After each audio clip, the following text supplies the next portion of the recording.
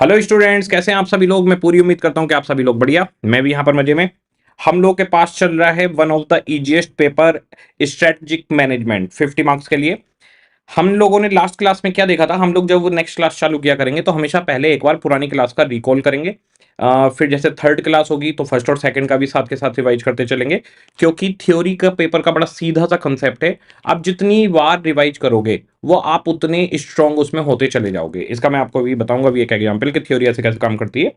देखिएगा, हम लोगों ने देखा था कि स्ट्रेटेजिक मैनेजमेंट क्यों आया, कि भाई सीए हर जगह पे इन्वॉल्व है, लेकिन बिजनेस का सेंस समझने में थोड़ा टाइम लगता है। तो वो समझ पहले से हो जाए तो हम अपर लेवल पे जा सकते हैं, यानी हम सीईओ, बोर्ड ऑफ डायरेक्टर्स में बैठ सकते हैं। इसके बाद में जो हमने देखा था 5 चैप्टर चलेंगे, स्ट्रेटेजिक मैनेजमेंट का इंट्रोडक्शन चल रहा है। उसके बाद में हम एनालिसिस करेंगे एनवायरनमेंट की, कि भाई हमारे जो एक्सटर्नल और इंटरनल फैक्टर्स हैं वो हमें कैसे अफेक्ट कर सकते हैं। फिर हम चूज करेंगे कि कौन सी स्ट्रेटजी हमें अप्लाई करनी है, और लास्ट में उसको इंप्लीमेंट करेंगे, उसे इवेल्युएट करते रहेंगे, उसे कंट्रोल करेंगे कि क्या जो स्ट्रेटजी बनाई थी वो प्रॉपर वे में चल रही है या नहीं चल रही। हमारे पास हमने देखा था एक है छोटू बिजनेस। छोटू बिजनेस के अंदर एक कंपनी है, उसका एक ही काम है, तो ये हमारे पास कवर नहीं है। इसके बाद medium size business. Medium size business के अंदर बड़ा काम है, जैसे कपड़े बनाने हैं तो वुमेन के, मैन के और चाइल्ड के, तो 3 डिवीजन बांट दी। अब जो बोर्ड ऑफ डायरेक्टर लेवल पर लोग बैठे हुए हैं वो है कॉर्पोरेट लेवल। ये पूरी कंपनी की स्ट्रेटेजी बनाएंगे और मेजर स्ट्रेटेजी ये बनाया करेंगे। इसके बाद में बिजनेस लेवल मैनेजर्स का काम होगा अपने अपने डिवीजन को देखना और मार्केट में कॉम्पीट करना। जैसे मैन वाला डिवीजन है तो जो कंपटीशन हो रहा होगा मैन के कपड़ों से मार्केट में किसी कंपनी से, उसके साथ में इनको अपना कंपटीशन करना है और प्रॉफिटेबिलिटी ज्यादा से ज्यादा लेकर आनी है। इसके बाद में फंक्शनल लेवल मैनेजमेंट का रोल छोटा सा होता है। जैसे प्रोडक्शन का काम है, टाइम प्रोडक्शन जो हो रहा है वो टाइम पर हो रहा है नहीं, रिसर्च एंड डेवलपमेंट टाइम से चल रहा है नहीं, डिजाइनिंग डिपार्टमेंट अपने नए नए डिजाइन ट्रेंड के हिसाब से दे रहा है या नहीं। इनकी रेस्पॉन्सिबिलिटी इतनी है, लेकिन ये कस्टमर के सीधे टच में रहते हैं तो इनको सुनना जरूरी है। इनका मेन काम है ऊपर से जो भी कॉर्पोरेट लेवल और डिविजनल लेवल पर, बिजनेस लेवल पर हमारे पास स्ट्रेटजी आई हैं उनको प्रॉपर वे में इंप्लीमेंट करना। जो डायरेक्शन दिया गया है उस डायरेक्शन पे प्रॉपर वे में चलना। फिर हमारे पास आया था मोटो बिजनेस, जिसको हम कहते हैं कॉन्ग्लोमेरेट बिजनेस। कॉन्ग्लोमेरेट बिजनेस का मतलब है आप एक बड़े ग्रुप हो, मल्टीपल आपके पास कंपनियां हैं, हर कंपनी का अलग अलग काम है। जैसे कि अगर टाटा की बात करें तो टीसीएस का आईटी रिलेटेड काम है, एयरलाइन वाला काम एयरलाइन वाला हो गया एविएशन डिपार्टमेंट, एफएमसीजी खाने पीने की चीजें हो गई, मोटर्स के अंदर हम गाड़ियां ट्रक वगैरह बनाएंगे, और स्टील के अंदर स्टील को देखेंगे। तो अलग अलग कैटेगरी कर दी। इसके अलावा भी बहुत सारी कैटेगरी है इनकी, तनिष्क हो गया, ताज होटल्स हो गया, ऐसे बहुत सारे काम है। सबका एक एक एसबीयू बना दिया। एसबीयू का मतलब स्ट्रेटेजिक बिजनेस यूनिट। बेसिकली ये एक बड़े ग्रुप के अंदर एक कंपनी होती है, उसे हम स्ट्रेटेजिक बिजनेस यूनिट कहते हैं। कॉर्पोरेट लेवल रहेगा सबसे ऊपर, जो हमारे टाटा साहब बैठे हुए हैं। यहां पर मेन स्ट्रेटेजी बनेगी जो पूरी कंपनी के लिए कॉमन होंगी, कि जैसे हम प्रॉफिट कमाना चाहते हैं या हम बेस्ट प्रोडक्ट और सर्विसेज देना चाहते हैं, वो पूरी सारी जितनी भी नीचे की कंपनियां हैं एसबीयू में वो सबके ऊपर अप्लाई होगी। इसके बाद में बिजनेस लेवल मैनेजर आएंगे जो अपनी कंपनी पर फोकस करेंगे, अपनी एसबीयू पर फोकस करेंगे कि हम मार्केट में कैसे कॉम्पीट करें और प्रॉफिट कमाएं।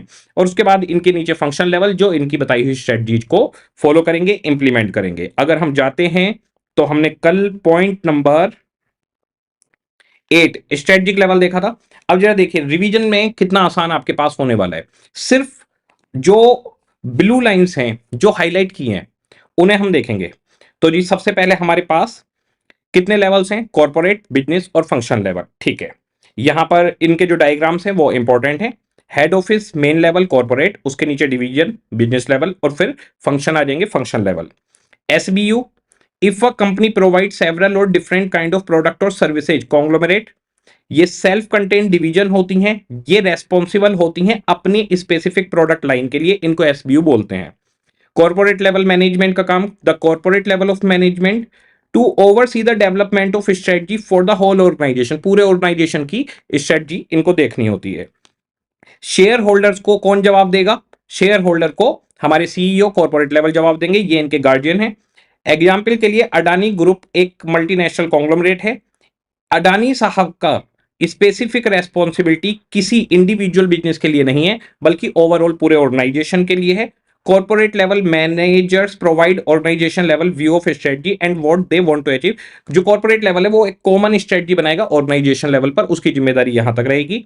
Business level strategic role of these manager is to translate the general statement यानी जो स्ट्रेटजी कॉर्पोरेट लेवल ने बनाई है, जनरल यानी जो सबके लिए कॉमन थी, तो उन्होंने पूरे ऑर्गेनाइजेशन के लिए बनाई थी, of direction and intent that come from corporate level into concrete strategy for individual business. अपने स्पेसिफिक बिजनेस के लिए बिजनेस लेवल वाले ऊपर वाली कॉमन स्ट्रेटजी से उठाएंगे, भाई कॉमन स्ट्रेटजी है, हमें प्रॉफिट मेकिंग करनी है या हाई क्वालिटी प्रोडक्ट देना है, फिर अपने बिजनेस के ऊपर उसे अप्लाई करेंगे।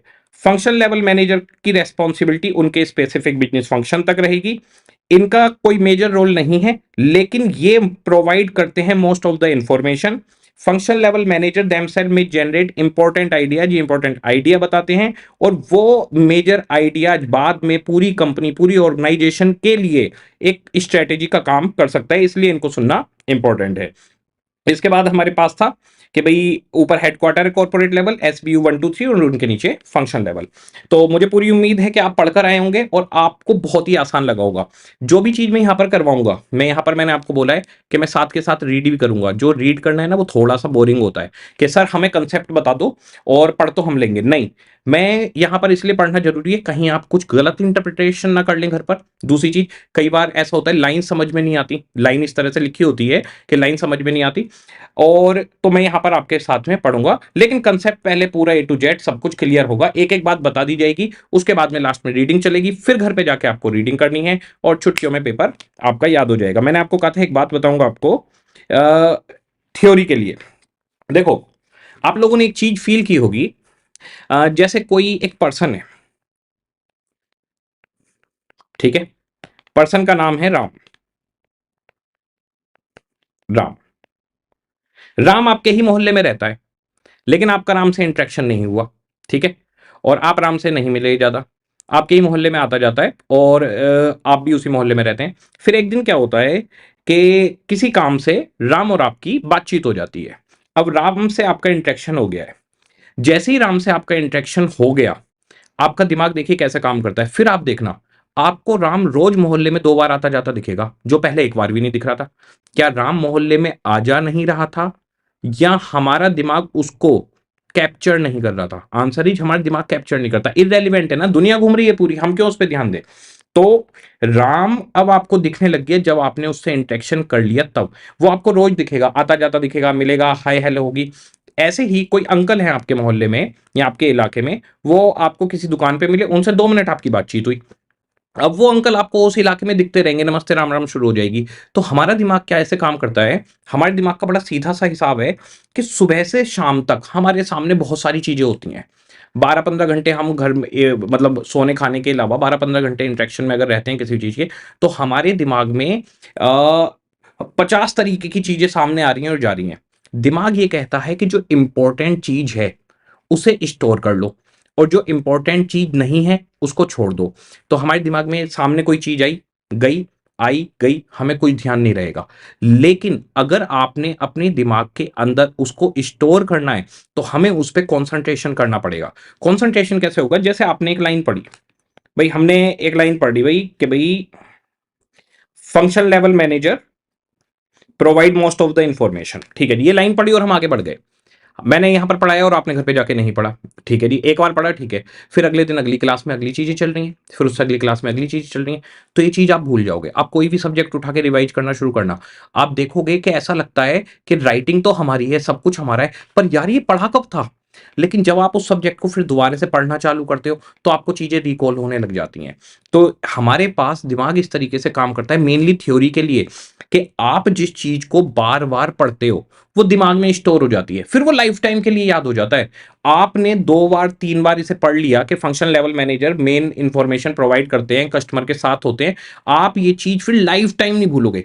यानी कि हमारे पास अगर ध्यान नहीं दिया तो हम 3-4 दिन बाद ही भूल जाएंगे, लेकिन हमने दूसरी या तीसरी बार अगर रीड कर लिया तो वो लाइफ टाइम के लिए हमें याद हो जाएगी। तो थ्योरी का सीधा सा हिसाब है कि आपको इसे मैं जब क्लास में करवाऊंगा उसके बाद घर पे जाके जरूर पढ़ना है, और मैं गारंटी देता हूं 15 to 20 मिनट से ज्यादा आपको नहीं लगेंगे, और आपको बिल्कुल दिमाग में सेट हो जाएगी। इवन आपको एक बात बताता हूं, कुछ बच्चों ने एक देखा चीज देखी होगी कि हम बहुत अच्छे से अगर पढ़ाई करके जाते हैं, तो एग्जाम में अगर हमारे सामने क्वेश्चन आता है ना, तो अगर हम उसको ध्यान से याद करें तो हमारे सामने ना पेज आ जाता है, जिस पेज पे हमने वो पढ़ा था वो पेज सामने आ जाता है कि उस पे क्या लिखा हुआ था, हम उसको विजुलाइज कर सकते हैं। ऐसा आई डोंट नो सारे बच्चे कर पाते हैं या नहीं, पर मोस्ट ऑफ द बच्चों के साथ ऐसा होता है कि बहुत अच्छे से अगर याद किया है तो वो पेज उनके सामने आ जाते हैं। तो हमारे दिमाग में क्या है, वो चीज कैप्चर हो जाती है, फिर दिमाग उसे छोड़ता नहीं है, फिर उसे छोड़ने में सालों साल लगेंगे। तो आप लोगों को जो भी बताया गया है, जैसे मैं कहूं आप लोग सिर्फ एक काम करेंगे, मैं जैसे कहूं आप वैसे करते रहिएगा।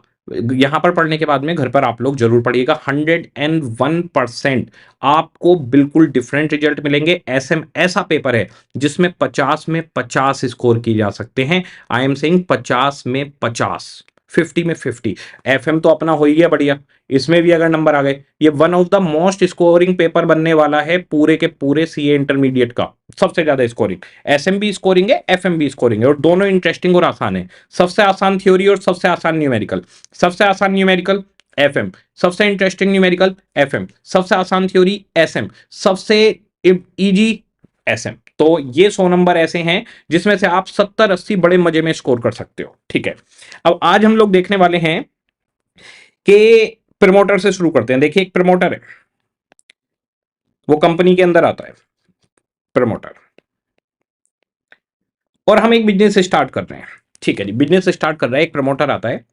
तो जब प्रमोटर आता है, कोई बिजनेस स्टार्ट करता है, आप एक बात बताइए, आपने फंड्स रेज किए या अपने पास से फंड्स लेकर आए और कोई बिजनेस स्टार्ट कर रहे हो, तो बिजनेस स्टार्ट करते पर आपकी एक थिंकिंग होगी कि आखिर आप करना क्या चाहते हो, आप किस तरीके का बिजनेस करना चाहते हो, किस प्रोडक्ट को बनाना चाहते हो, किस तरीके के कस्टमर को सर्व करना चाहते हो, किस मार्केट में सर्व करना चाहते हो, और टेक्नोलॉजी क्या अडॉप्ट करना चाहते हो। तो जब प्रमोटर आता है तो इसके पास एक आइडिया होता है, उस आइडिया से मिलती जुलती एक सोच होती है, एक थॉट प्रोसेस है।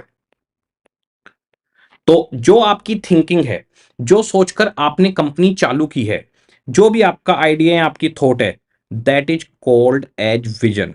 इस विजन के ऊपर ही फिर ये कंपनी पूरा काम करती है। तो हमें सबसे पहले क्या करना है, हम किस तरीके का बिजनेस करना चाहते हैं, बिजनेस स्टार्ट करने से पहले ये सोचना होगा। स्ट्रेटेजिक मैनेजमेंट बाद में शुरू होता है, सबसे पहले विजन आता है। आपको ये सोचना होगा कि आखिर आपको करना क्या है, ये विजन बिल्कुल क्लियर होना चाहिए। यही आपके पूरे ऑर्गेनाइजेशन का डिजाइन सेट करवाएगा, ऊपर से लेकर मैनेजमेंट के, नीचे से लेकर जितने भी मैनेजमेंट है, स्टाफ है, ये विजन उनके पास पहुंचेगा। उसी विजन को फॉलो करते हुए ये सारे लोग काम करेंगे। जो बिजनेस की एसेट्स खरीदी जाएंगी, जो रिसोर्सेज होंगे, वो सब इस विजन के ऊपर ही क्रिएट किए जाएंगे। तो जैसे हमारे पास, हम लेते हैं कि एक कंपनी उठाते हैं, उसके विजन की बात करेंगे आराम से। जैसे कि एप्पल है, एप्पल का विजन था कि हमें हाई क्वालिटी प्रोडक्ट्स देने हैं, टेक्नोलॉजिकली हाई क्वालिटी होने चाहिए। ठीक है जी, इसके बाद में हमारे टेस्ला साहब आ गए। मैं टेस्ला कार वाली कंपनी की बात कर रहा हूं। टेस्ला ने क्या सोचा कि हम हाई क्वालिटी कार बनाएंगे जो ईवी की होगी, इलेक्ट्रॉनिक व्हीकल होगा। ठीक है, तो ये विजन लेकर चल रहे हैं कि हम लोगों को भाई हमें गाड़ियां बनानी है, और इन्होंने विजन लिया कि हमें हाई क्वालिटी प्रोडक्ट बनाने हैं जो आईटी रिलेटेड हो, जिसमें हार्डवेयर और सॉफ्टवेयर हो। तो इनका जो एप्पल का विजन था वो था कि हम हाई क्वालिटी प्रोडक्ट बनाएं। ठीक है जी, हाई क्वालिटी प्रोडक्ट, ओके, जिसमें हम हार्डवेयर, सॉफ्टवेयर,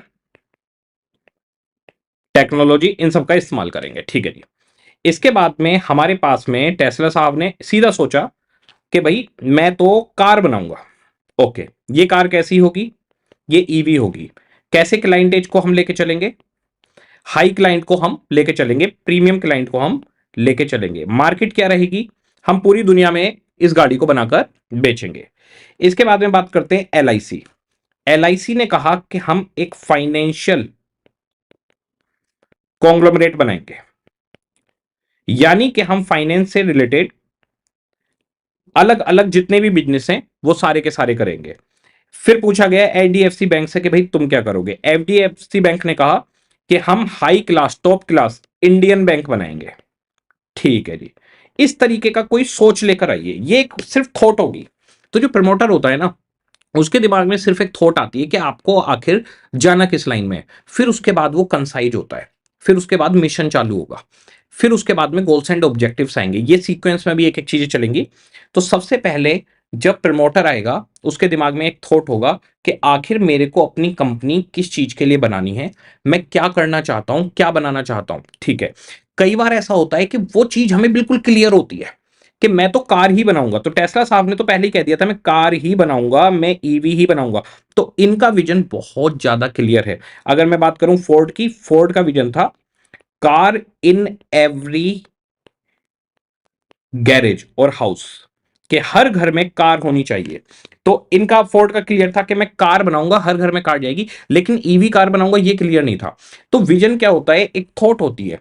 कई थॉट बहुत प्रिसाइज होती हैं, बहुत क्लियर होती हैं, वो प्रोडक्ट को भी क्लियर कर देती हैं। कई थॉट एक मोटा मोटा आइडिया देती हैं, पर कंपनी चलती उसी के पीछे है, उसी को अचीव करने के लिए हमारी कंपनी चलती है। अब एलआईसी ने क्या सोचा, फाइनेंशियल कॉन्ग्लोमरेट बनाएंगे, यानी फाइनेंस से रिलेटेड जो भी काम होंगे वो हम सब कुछ करेंगे। एचडीएफसी ने कहा हम तो भाई एक top class high class Indian bank बनेंगे। फोर्ड ने कहा हम हर घर में गाड़ी खड़ी करना चाहते हैं, ये हमारा विजन है। एप्पल ने कहा कि मैं हाई क्वालिटी प्रोडक्ट बनाऊंगा, वो प्रोडक्ट हार्डवेयर और सॉफ्टवेयर रिलेटेड होंगे, लेकिन हार्डवेयर सॉफ्टवेयर रिलेटेड सिर्फ आपका जो मैकबुक हो गया मतलब लैपटॉप, या टैबलेट हो गया, या फिर आपका कहना चाहिए फोन हो गया, सिर्फ यही है, या एरिया अभी और बाकी है, एरिया बाकी है। विजन कैसा होता है, ये शॉर्ट टर्म होता है, लॉन्ग टर्म होता है, ये लॉन्ग लास्टिंग होता है। कंपनी शुरू से लेकर आखिरी तक उसी विजन के ऊपर चलती है कि भाई हमारा ये विजन है, पूरी जिंदगी वो उस विजन के ऊपर ही काम करती है। ये लॉन्ग टर्म होता है, कंपनी उसी के ऊपर चलती रहेगी। तो हमारे पास जो विजन है वो एक थॉट है, जो हमारी कंपनी में हम क्या बिजनेस करना चाहते हैं, हम कहां पहुंचना चाहते हैं, हमारा फ्यूचर क्या होगा, इस बिजनेस को स्टार्ट करके हम कस्टमर्स को क्या देना चाहते हैं, हम प्रॉफिट कमाना चाहते हैं किस प्रोडक्ट को बनाकर, किस मार्केट में जाकर, और टेक्नोलॉजी को क्या लेंगे। तो इसमें कहा गया कि जो विजन होता है, विजन का ओरिएंटेशन रहेगा product, customer, market and technology. ये चार चीजें आप विजन के अंदर कवर करते हैं तो आपका विजन एकदम परफेक्ट हो गया। प्रोडक्ट यानी क्या प्रोडक्ट बनाओगे, ठीक है। कस्टमर यानी किस कस्टमर को आप टारगेट करोगे। मार्केट यानी किस मार्केट में, यानी आप सिर्फ इंडिया में बनाना चाहते हैं, यूएसए में बनाना चाहते हैं, पूरी दुनिया को मार्केट लेके चलते हैं। और टेक्नोलॉजी, आप कौन सी टेक्नोलॉजी को इस्तेमाल इसमें करने वाले हैं। तो टेक्नोलॉजी के आगे अब जैसे हम बात करते हैं कारों की, तो विजन प्रोडक्ट क्या बनाओगे जी, कार बनाएंगे, ठीक है। कस्टमर क्या होगा, प्रीमियम कस्टमर होगा, हम मीडियम सेगमेंट के लिए नहीं है, ओके। अगर एप्पल से पूछा जाए तो उन्होंने फोन बनाए, उन्होंने लैपटॉप बनाए, ओके, और आईपॉड, ये वो 50 सारी चीजें, आई वॉच, ठीक है। कस्टमर प्रीमियम टारगेट किया, ठीक है। एलआईसी की बात करें तो इन्होंने क्या करा, इन्होंने इंश्योरेंस दिया, इन्होंने हाउसिंग लोन्स दिए, और इन्होंने मेन इनकी एलआईसी का काम चलता है इंश्योरेंस से सबको सिक्योर्ड किया, ठीक है। इन्होंने कस्टमर कौन सा लिया, इन्होंने प्रीमियम कस्टमर नहीं लिया, इन्होंने प्रीमियम, मीडियम, स्मॉल, यानी हर तरीके के कस्टमर को टारगेट किया। छोटे से छोटे आदमी को कहा जाता है कि भाई छोटी सी 500 रुपए सालाना का प्रीमियम जाएगा, एलआईसी करवा लो, सेफ हो जाओगे, सिक्योरिटी रहेगी।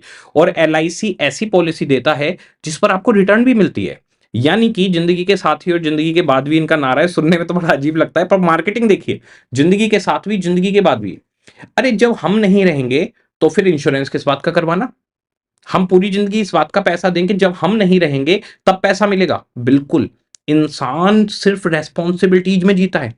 आप आज की डेट में जो पढ़ाई भी कर रहे हो ना, वो कहीं ना कहीं आपके ऊपर मल्टीपल रेस्पॉन्सिबिलिटीज माइंड के अंदर हैं जो आपने खुद सेट की हुई हैं। हो सकता है कि आपके पेरेंट्स ने आपसे कभी ना कहा हो कि तुम कमाने जाओ, तुम कुछ करो, लेकिन आपके मन में होगा कि मुझको अच्छा करना है, मुझको अच्छे से पढ़ाई करनी है, अच्छी जॉब पर जाना है। और हर बच्चे का सीए की कॉन्वोकेशन होती है, आप कॉन्वोकेशन की मोस्ट ऑफ द फोटो देख लेना, बच्चे अपने पेरेंट्स के साथ डिग्री लेने आते हैं। आप इमोशन देखिए, आप इस देश की जो संस्कृति है उसे देखिए, उसके रिचुअल्स को देखिए, सोच को देखिए, कि बच्चे अपने पेरेंट्स के साथ डिग्री लेने आते हैं, यानी कि वो उनको प्राउड फील कर, उनको लगता है कि हाँ उन्होंने अचीव किया, और माँ बाप को भी लगता है कि बस यही तो चाहिए था। ये थॉट, इस थॉट को कनेक्ट करना, ये बहुत बड़ी बात है। उसके अलावा आप ये देखिए, पहली सैलरी किसी बच्चे की आती है, मैंने मोस्ट ऑफ द टाइम देखा है, पहली सैलरी जब भी आती है अपने पेरेंट्स के लिए कुछ ना कुछ लेके जाते हैं। जैसे कि मेरी मम्मी को बनारसी साड़ी का क्रेज था, तो जब मेरे पास पहले पैसे आए थे मैंने तो शुरू से कोचिंग में लग गया था। आर्टिकलशिप बहुत बढ़िया थी, उसके बाद सीधे उसमें चला गया था। आर्टिकलशिप में मेरे को स्टाइपेंड मिलता था उस टाइम पे 750 महीना, तब बहुत कम था। तो 750 महीना में क्या होता था, उसमें कुछ बचता ही नहीं था, तो उसमें तो मैं कुछ लेके नहीं जा पाया कि क्या आएगा उसके अंदर। लेकिन वो पैसे ले जाके मैंने मम्मी को दे दिए थे कि मेरे भाई पहले पैसे हैं। पर उस टाइम मेरा इतना दिमाग नहीं था कि इनके लिए कुछ लेके जाऊं, इतना इंटेलिजेंट नहीं था मैं। मेरे को ये था कि भाई पहले पैसे हैं, ये मम्मी तुम रख लो। मम्मी ने वो मंदिर में चढ़ा दिए कि लो जी हो गया काम। और मेरे को आइडिया नहीं था कि इनके लिए कुछ ले चलूं, इतना इंटेलिजेंट नहीं था मैं, ठीक है। तो कोई बात नहीं। उसके बाद जब मेरी पहली सैलरी आई, मम्मी को बनारसी साड़ी का क्रेज था, और मैं स्पेशली बढ़िया एक बनारसी साड़ी उनके लिए मैंने मंगवाई।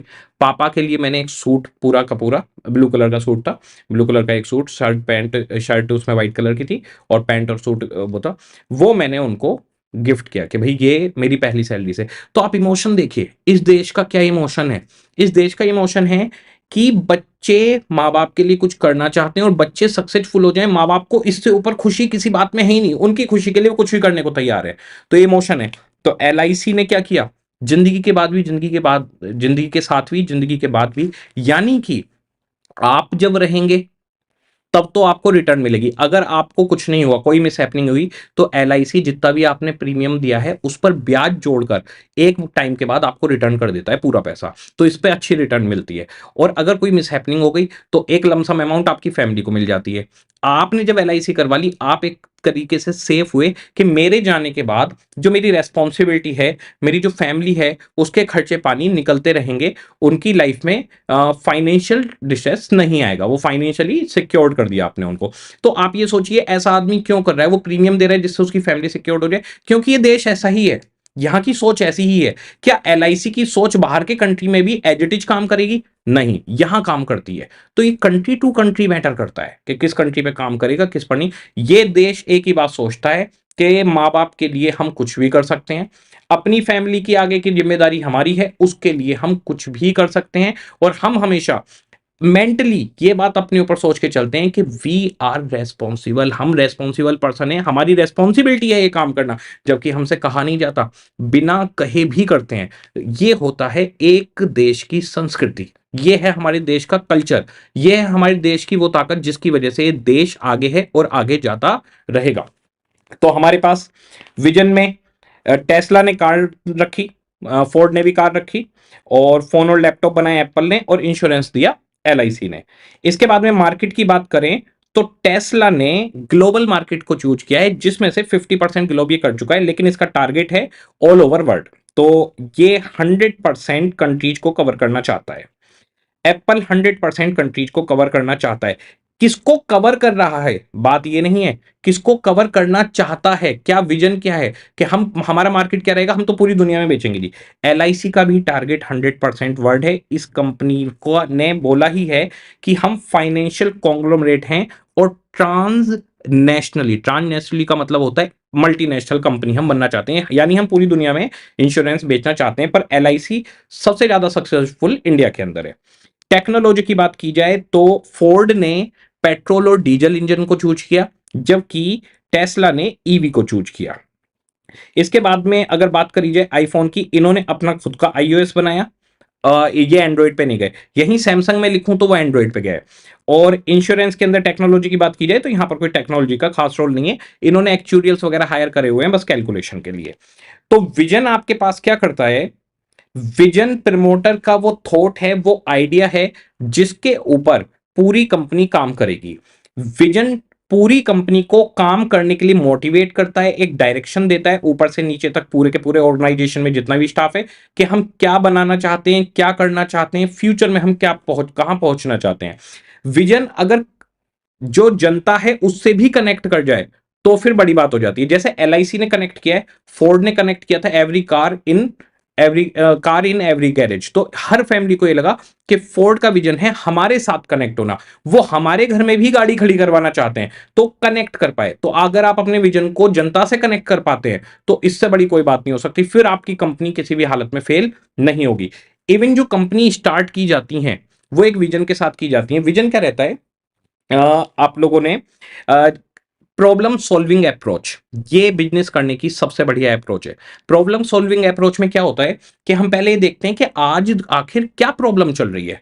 मार्केट में किस चीज की समस्या है, फिर उसको सोल्व करने के लिए हम कोई प्रोडक्ट लॉन्च करते हैं। तो वो कंपनी किस विजन के साथ आई, एक प्रॉब्लम सॉल्विंग अप्रोच के साथ आई। तो अगर आप एक प्रॉब्लम सॉल्विंग अप्रोच को लेके आते हैं या आप ह्यूमन बीइंग की लाइफ को अपग्रेड करने के हिसाब से आते हैं, वो कंपनी कभी भी फेल नहीं होगी। बाकी करंट बिजनेस जो बहुत सारे चल रहे हैं, अब जैसे मान लीजिए एक कंपनी एफएमसीजी प्रोडक्ट बेच रही है, दाल चीनी आटा ये सब, आप भी बेचने लग जाइए, तो इसमें आपने जनता को कुछ खास नहीं दिया। लेकिन अगर आप उसी आटे के अंदर कुछ ऐसे विटामिन प्रोटीन कुछ ऐसी चीजों को ऐड ऑन कर दें जिससे लोगों को लगे कि ये हमारे लिए बहुत बढ़िया है, तो कितनी कामयाबी मिलेगी। उसका एक एग्जाम्पल मैं आपको बताता हूं, बिस्लेरी।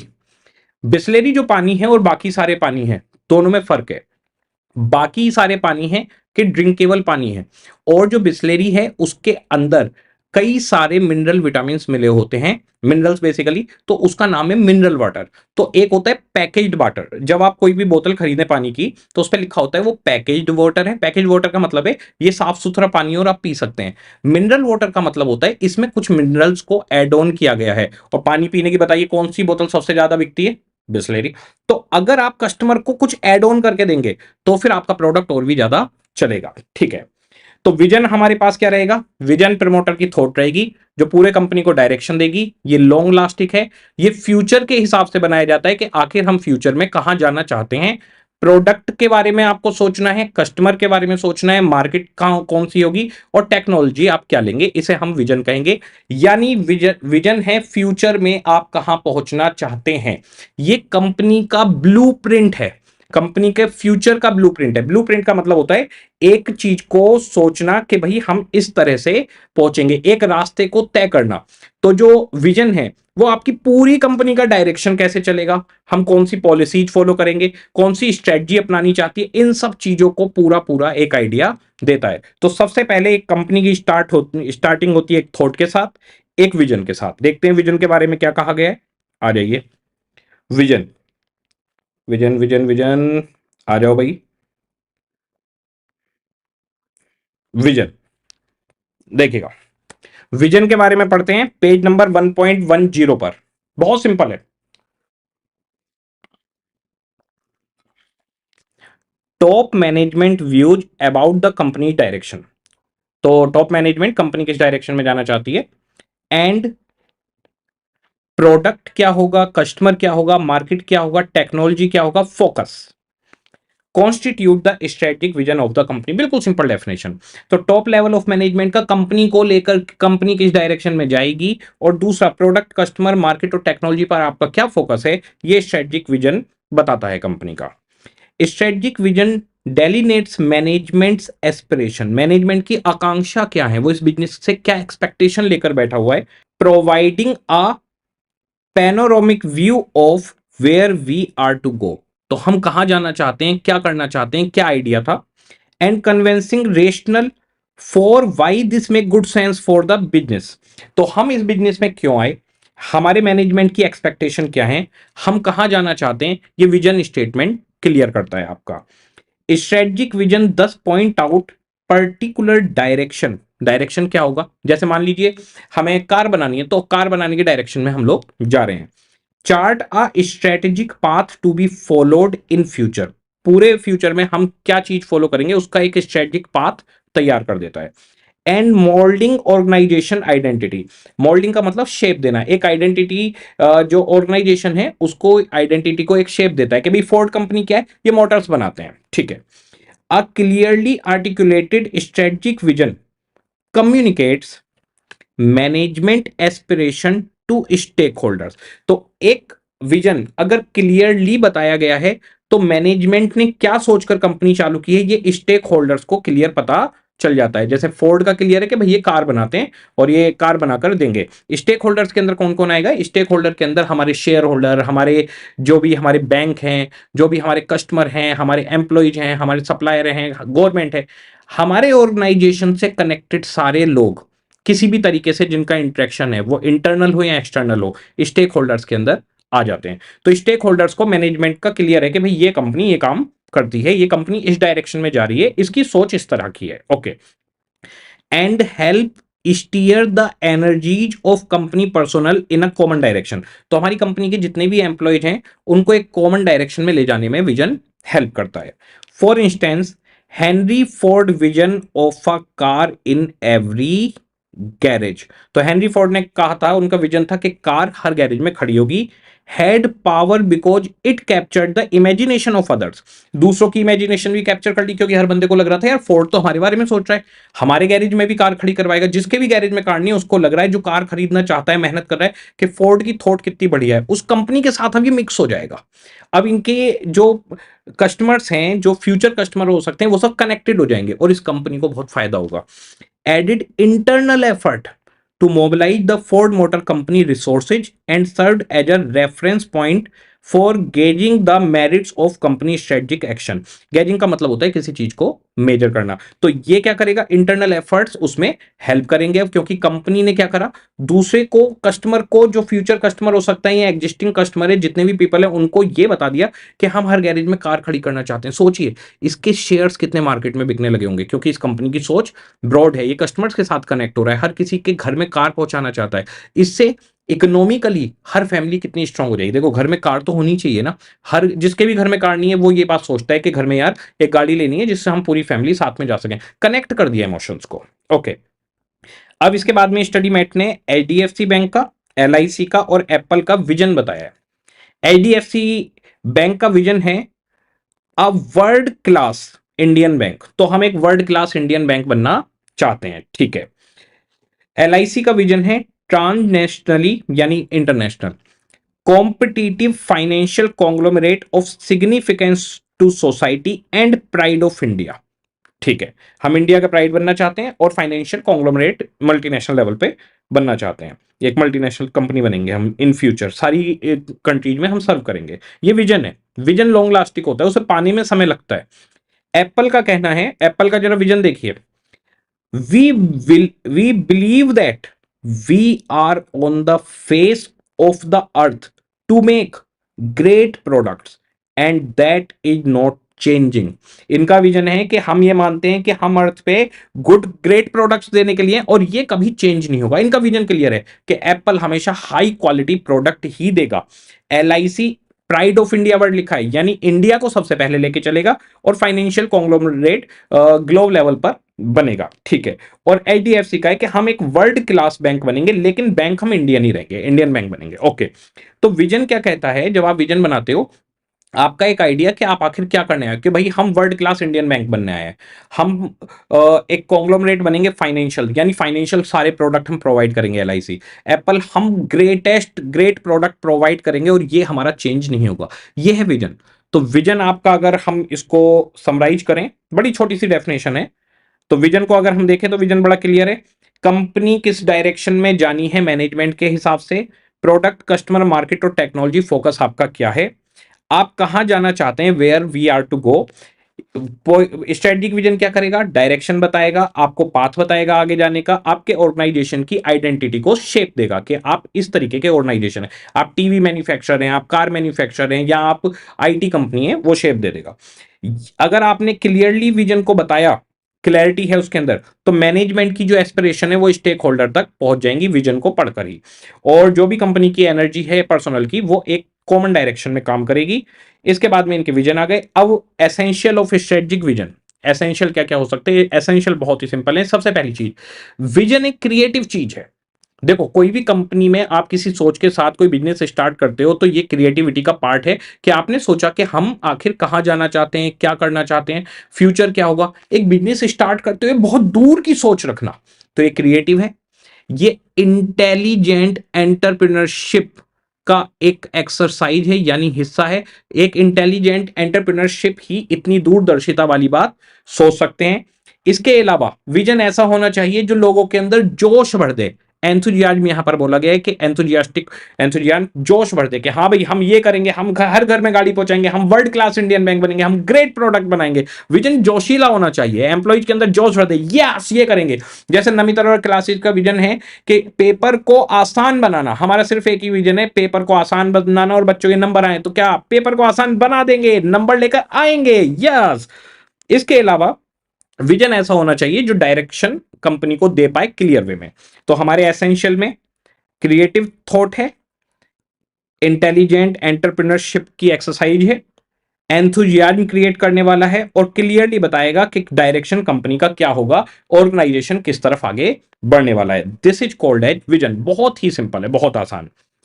विजन के बाद में हमारे पास दूसरी चीज आती है मिशन। अब जरा देखिए भाई, विजन तो आ गया कि भाई एक सोच आ गई, एक थॉट आ गई कि हम क्या करना चाहते हैं। इसके बाद में दूसरी चीज आती है मिशन। मैं दोनों को कनेक्ट करके बताऊंगा। पहले मैं मिशन के बारे में हल्की फुल्की बात करूंगा। मिशन बहुत इंपॉर्टेंट है। पहले तो सबसे पहले विजन आएगा, विजन के बाद ही स्ट्रेटेजिक मैनेजमेंट शुरू होता है। जब आपको पता ही नहीं आपको बिजनेस क्या करना है, तो फिर आपका बिजनेस कैसे स्टार्ट होगा। तो क्या बिजनेस करना है, फ्यूचर में कहां जाना चाहते हो, कंपनी स्टार्ट क्यों की है, it is called as vision. पूरी कंपनी को एक डायरेक्शन देता है, ठीक है। मिशन है आपका प्रेजेंट, आखिर आप अभी क्या कर रहे हो। तो जैसे मैं नाम देता हूं, टेस्ला, एप्पल, LIC, HDFC, ठीक है। ओके, यहां पर मैं लिखता हूं विजन, शॉर्ट में लिखूंगा, ठीक है। अब टेस्ला का विजन था कि हम सुप्रीम टेक्नोलॉजी, इनोवेशन देंगे। तो इन्होंने एक विजन रखा कि हम जी इनोवेशन देंगे पूरी कंट्री को, वो पूरे ग्लोब को। एप्पल ने कहा हम ग्रेट प्रोडक्ट बनाएंगे जी, और ये बात हम बदलेंगे नहीं।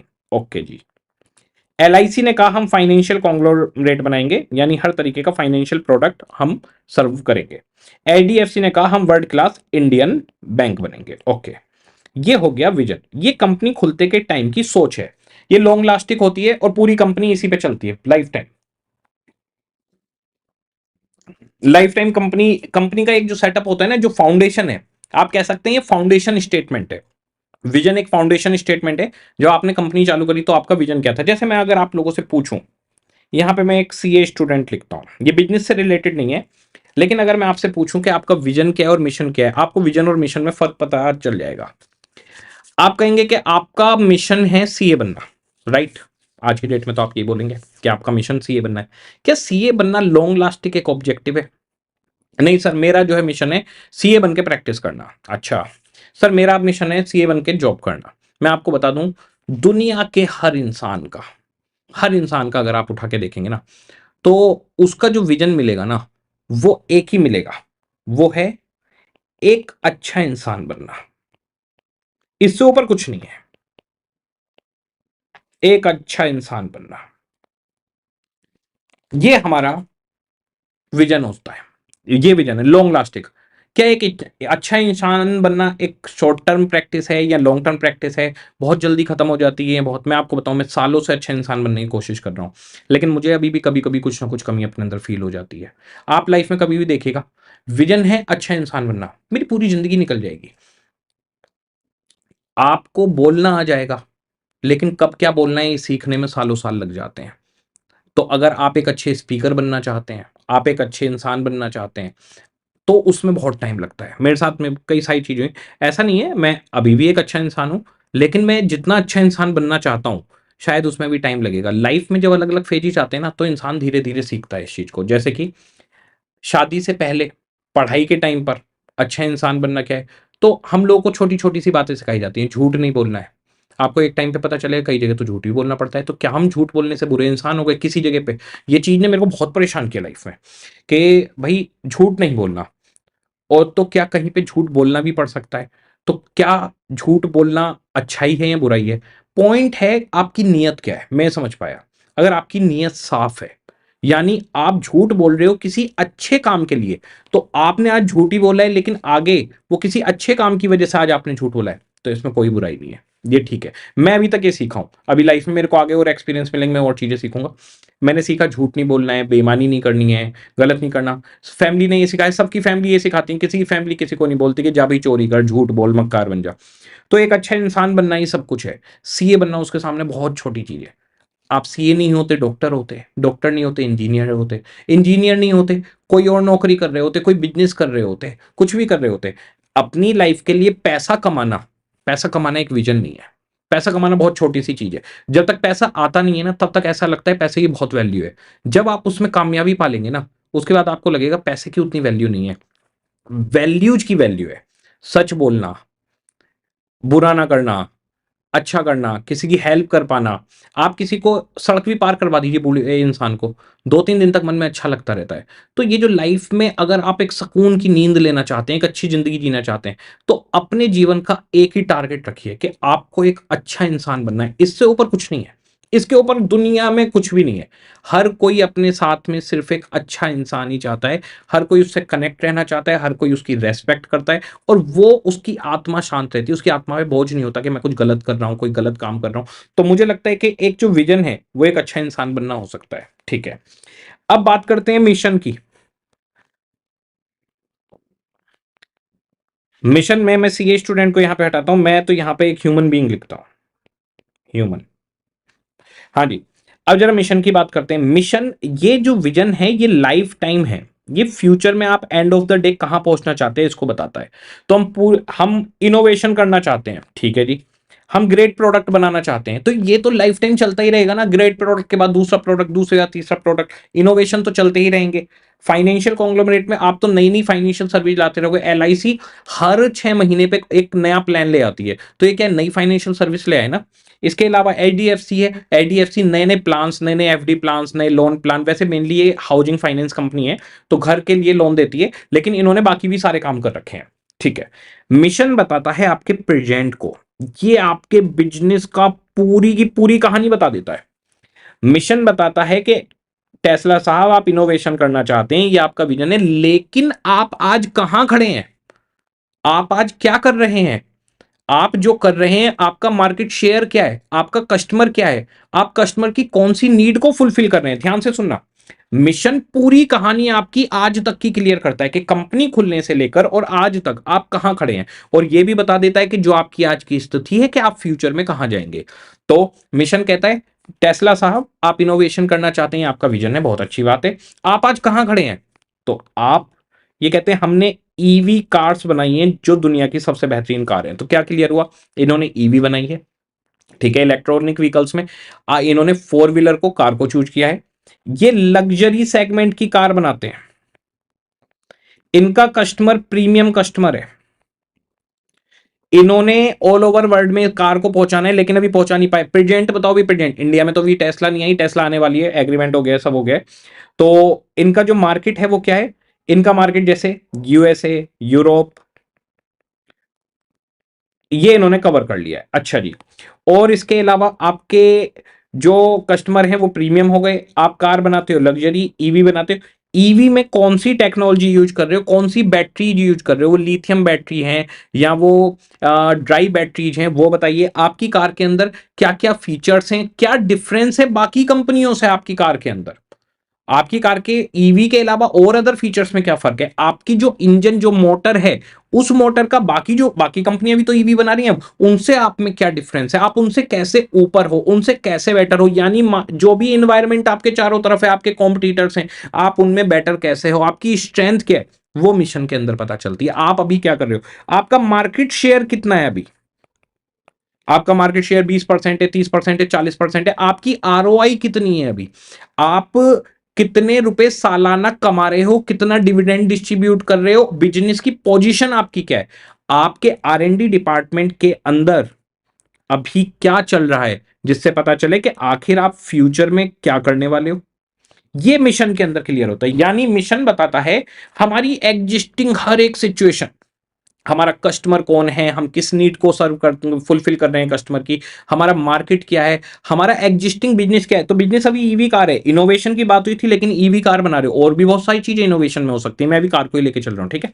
तो हम अभी क्या बिजनेस करते हैं, कार बना रहे हैं, ईवी की कार बना रहे हैं। आरएनडी डिपार्टमेंट में काम चल रहा है कि हम क्या करेंगे, अब सोलर सिस्टम से कार चलाएंगे जी। तो आरएनडी डिपार्टमेंट बताएगा फ्यूचर में क्या प्रोडक्ट बनाने वाले हैं, आप किन कस्टमर्स को सर्व कर रहे हैं, तो प्रीमियम कस्टमर को ही सर्व कर रहे हैं आप अभी। आपका मार्केट शेयर कितना है जी, मेरा 20-30% मार्केट शेयर, ओके जी। आपकी आरओआई कितनी है, आपकी स्ट्रेंथ क्या है, आपके यहां पर कंपनी में काम करने वाले जो स्टाफ है वो कितने स्किल्ड हैं। तो आपका जो एग्जिस्टिंग बिजनेस अभी चल रहा है वो है मिशन। तो मिशन स्टेटमेंट बताता है कि हमारी एग्जिस्टिंग बिजनेस पोजीशन क्या है। अब जैसे मैं बात करूं एप्पल की, तो एप्पल अभी लैपटॉप बनाता है, एप्पल मोबाइल बनाता है, मैं दो चीज़ों को लेके चलता हूँ, है ना? ऐसे तो फिर आई वॉच, आई बहुत सारी चीज़ें आ जाएँगी। तो आईफ़ोन बनाता है, लैपटॉप बनाता है, इनकी स्पेसिफ़िकेशन है कि इन्होंने अपना एक आईओएस अपना ऑपरेटिंग सिस्टम डेवलप कर रखा है। इनका मार्केट स्टेम वर्ल्ड है, ये पूरे 100% ऑल ओवर वर्ल्ड ये फैल चुके हैं। इसके अलावा इनके आर-एन-डी डिपार्टमेंट में मान लीजिए काम चल रहा है टीवी के ऊपर कि हम अब हाई क्वालिटी टीवी बनाएँगे। तो इसका मतलब फ्यूचर में आप टीवी के अंदर भी जाने वाले हैं। तो मिशन स्टेटमेंट बताता है कि आपकी स्ट्रेंथ क्या है, आप कहां तक पहुंच गए, एप्पल का मार्केट शेयर कितना है, प्रॉफिट शेयर कितना है, ये सारी चीजें मिशन स्टेटमेंट के अंदर आ जाएंगी। आपका पूरा एग्जिस्टिंग सब कुछ मिशन स्टेटमेंट के अंदर कवर होगा। यानी विजन फ्यूचर को बताता है लॉन्ग लास्टिंग कहां पहुंचना है, लेकिन मिशन बताता है कहां पहुंच चुके हैं, क्या कर रहे हैं, क्या बना रहे हैं। विजन बताता है हम ऐसे ऐसे इस लाइन में काम करेंगे, हम सॉफ्टवेयर बनाएंगे, हम हार्डवेयर बनाएंगे, हम कार बनाएंगे। मिशन बताता है कौन सी कार, कैसी कार, किस कस्टमर को, कितने मार्केट शेयर पर, क्या टेक्नोलॉजी यूज कर रहे हो, और आर-एन-डी डिपार्टमेंट में क्या कर रहे हो, यानी फ्यूचर में कहां पहुंचने वाले हो, तुम्हारी फ्यूचर की ग्रोथ कितनी होगी, तुम आने वाले कुछ सालों में कहां पहुंच जाओगे। ये सब मिशन स्टेटमेंट बताता है। मिशन स्टेटमेंट अब एलआईसी क्या करता है जी, इंश्योरेंस देता है अलग अलग तरीके के, और हाउसिंग फाइनेंस है इसका, एलआईसी फाइनेंस, हाउसिंग फाइनेंस, इस तरीके की सर्विसेज। बाकी इसमें आप और भी फाइनेंशियल सर्विसेज मिलती हैं। एचडीएफसी बैंक क्या करता है, हाउसिंग लोन भी देता है, कार लोन भी देता है। तो और जी सेविंग अकाउंट भी चलते हैं इसके अंदर, इसकी एफडी भी चलती हैं। तो मिशन स्टेटमेंट बेसिकली बताता है कि आप अभी कहां तक पहुंचे हैं और आप किस चीज पे काम कर रहे हैं। जैसे कि अभी मैं एक ह्यूमन बीइंग को इन्वॉल्व कर रहा हूं इसमें, जबकि वैसे फाइनेंशियल बात करनी चाहिए, फाइनेंशियल पे भी आ जाएंगे, छोटी सी बात है, क्योंकि हमने एक अच्छा इंसान बनने वाली बात की थी। तो एक अच्छा इंसान बनना है, अब मैंने देखिए क्या करा, मैंने गुस्सा बहुत ज्यादा आता था मेरे को, बहुत ज्यादा गुस्सा आता था बचपन में, और मैं सामान वगैरह भी तोड़ देता था। मैंने इसके ऊपर पूरा काम किया, मैं अभी तक गुस्सा पूरी तरीके से खत्म कर चुका, मेरे को गुस्सा नहीं आता। ठीक है जी। और क्या किया आपने, सच बोलने की मेरी आदत है, किसी भी हालत में मैं झूठ नहीं बोलता, कभी नहीं। ओके जी, सच बोलते हैं, झूठ नहीं बोलते। लालच मेरे अंदर बिल्कुल भी नहीं है, मेरे को किसी चीज का लालच नहीं। हाँ, लेकिन मेरे अंदर अभी जो एग्जिस्टिंग है वो पता है क्या है, मैं आपको क्लियर, थोड़ा सा जेलसी इशू मेरे अंदर बचा है। पहले बहुत था, लेकिन अब थोड़ा सा बचा है, इसके ऊपर मैं काम कर रहा हूँ। तो अच्छा इंसान बनने मैंने अभी तक क्या करा, गुस्सा छोड़ दिया, सच बोलता हूँ, ऑनेस्टी है, और कमिटमेंट है। बच्चों को अगर कमिटमेंट कराए, ये चीज करवाएंगे तो करवाएंगे। मैंने ये सोच लिया था कि बच्चों को पेपर इजी बनवाना है। जब मैं पढ़ता था तो कॉस्टिंग और एफएम एक साथ होते थे और सबसे भारी पेपर माना जाता था। मैंने सोच लिया था कि इसको आके आसान बनाऊंगा, और कॉस्टिंग एफएम को लड्डू बना दिया और एसएम को अब लड्डू बना रहे हैं। तो मेरा एक ही टारगेट था कि पेपर्स को इजी बनाना है, उसके लिए इतनी रिसर्च, इतनी आर-एन-डी। एक सबसे बड़ा काम बच्चा बन के मैंने सोचा। मैं हमेशा जब पढ़ाता हूं तो मैं सोचता हूं कि एज ए स्टूडेंट अगर मैं सोचूं तो मैं क्या सोच रहा हूं, उस लेवल पे जाके सोचता हूं, तभी मैं बच्चे को वो बात बता पाता हूं जो उस स्टूडेंट लेवल पे समझ में आए।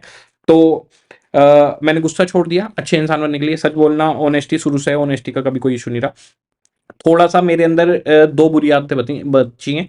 जैसे हम लोग कभी साथ में बैठते हैं ना, कुछ दोस्त दोस्त, तो कई बार तीसरे दोस्त की बुराई करने लग जाते हैं, ऐसा है थोड़ा सा। उसमें रस आता है ना बहुत। तो एक तो मैंने वो बिल्कुल खत्म कर दिया है पिछले एक दो साल से उस पर काम। अब मैं कहीं भी देखता हूँ कि किसी की तीसरे की बुराई कर रहे हैं, हम क्यों किसी की बुराई करें भाई, अच्छी बात करनी है करो, बुराई क्यों करें। और दूसरा, मैं किसी को जज नहीं करता, किसी को भी। एक इंसान ने कहा कि वो बंदा बढ़िया है तो ना मैं उसको अच्छा मानता, उसने कहा वो बुरा है ना मैं बुरा मानता। जब तक वो मेरे साथ व्यवहार में नहीं आया, मैं किसी को जज नहीं करता कि वो अच्छा है या बुरा है, किसी के बोलने से नहीं मानता। तो एक थोड़ा सा जेलिसी इशू के भाई, कई बार ऐसा लगता है कि भाई कुछ लोग मतलब है थोड़ा सा जेलिसी इशू, पूरा मैं ऐसे बताऊंगा नहीं। मैं उसके ऊपर काम कर रहा हूँ, आप ये मानो 95% मैंने काम कर लिया है, बस 5% बचा है। तो अच्छा इंसान बनने के लिए मैं अभी क्या कर रहा हूँ भाई, एक अच्छा इंसान बनना है। गुस्सा छोड़ दिया है, सच बोलना शुरू कर दिया है, 100% सच में शुरू से बोलता हूँ, ऑनेस्टी पूरी है, कोई फालतू की बात नहीं है एक दूसरे के साथ में बैठ के। और फ्यूचर के लिए क्या कर रहा हूँ, जेल से के ऊपर काम कर रहा हूँ, वो भी पूरी तरीके से खत्म हो गया है। अब आगे अगला मैं देखूंगा कि क्या चीज मेरे को कमी नजर आती है, तो वो चीज और मैं इंप्रूव करूंगा, ये लाइफ टाइम चलता रहेगा। और ये मिशन है, ये मेरा आज और फ्यूचर सब बता रहा है। तो अब मैं इस चीज को यहां से हटाता हूं, अब हम आते हैं फाइनेंशियल उस पर। ऐसे ही स्टेप बाय स्टेप चलता है। तो विजन बताता है जी हम इनोवेशन करेंगे, मिशन बताता है कि तुमने करा क्या है वो बताओ, और फ्यूचर तुम्हारा इससे दिखने लगेगा। तुम्हारे जो बिजनेस की रिसोर्सेज हैं वो मिशन स्टेटमेंट के बेसिस पे ही यूज होंगी, क्योंकि बिजनेस रिसोर्स तो एग्जिस्टिंग पे खर्च होगा ना। तुम कार बना रहे हो तो रिसोर्सेज कार बनाने पे आपकी लगनी चाहिए। तो आपकी रिसोर्सेज कहां लगनी चाहिए, रिसोर्सेज किस वे में लगनी चाहिए। आप कार इनोवेशन कार के ऊपर चल रहे हैं ना, तो कार वाला आप काम कर रहे हो, ठीक है। तो हमने ईवी कार बनाई है, लग्जरी प्रीमियम गाड़ियां हैं, हमें प्रीमियमनेस देनी है। यूएसए में हम पहुंच चुके हैं, यूरोप में पहुंच चुके हैं, बाकी जगहों पे हम जाने की कोशिश कर रहे हैं। तो फ्यूचर बताता है कि आप फ्यूचर में पूरी दुनिया में फैल जाएंगे। रिसर्च एंड डेवलपमेंट डिपार्टमेंट के अंदर आप लोग काम कर रहे हैं सोलर पावर के ऊपर, अगर तो इट मींस आप सोलर कार या कुछ निकालने वाले हैं इन फ्यूचर, आपका फ्यूचर भी बताता है। तो आप किस ग्राफ से यहां तक पहुंचे हैं और आज कहां खड़े हैं, और आज आप कितनी मेहनत कर रहे हैं, जो आपका आगे आना डिसाइड होगा। जैसे कि आप अगर सीए की आज पढ़ाई कर रहे हैं, तो वो डिसाइड करता है भाई बच्चा सुबह शाम तक पढ़ रहा है, तो वो डिसाइड करता है कि आप जल्दी एक अटेम्प्ट में सीए बनने वाले हैं, टाइम लगेगा। एक बच्चा पढ़ाई नहीं कर रहा, उसका प्रेजेंट है वो पढ़ाई नहीं कर रहा, तो फ्यूचर दिख रहा है कि टाइम लगेगा। एक बच्चा सुबह शाम तक लगा पड़ा है, पूरी मेहनत कर रहा है, पढ़ाई कर रहा है, उसका फ्यूचर दिख रहा है, ये निकाल लेगा इस अटेम्प्ट में।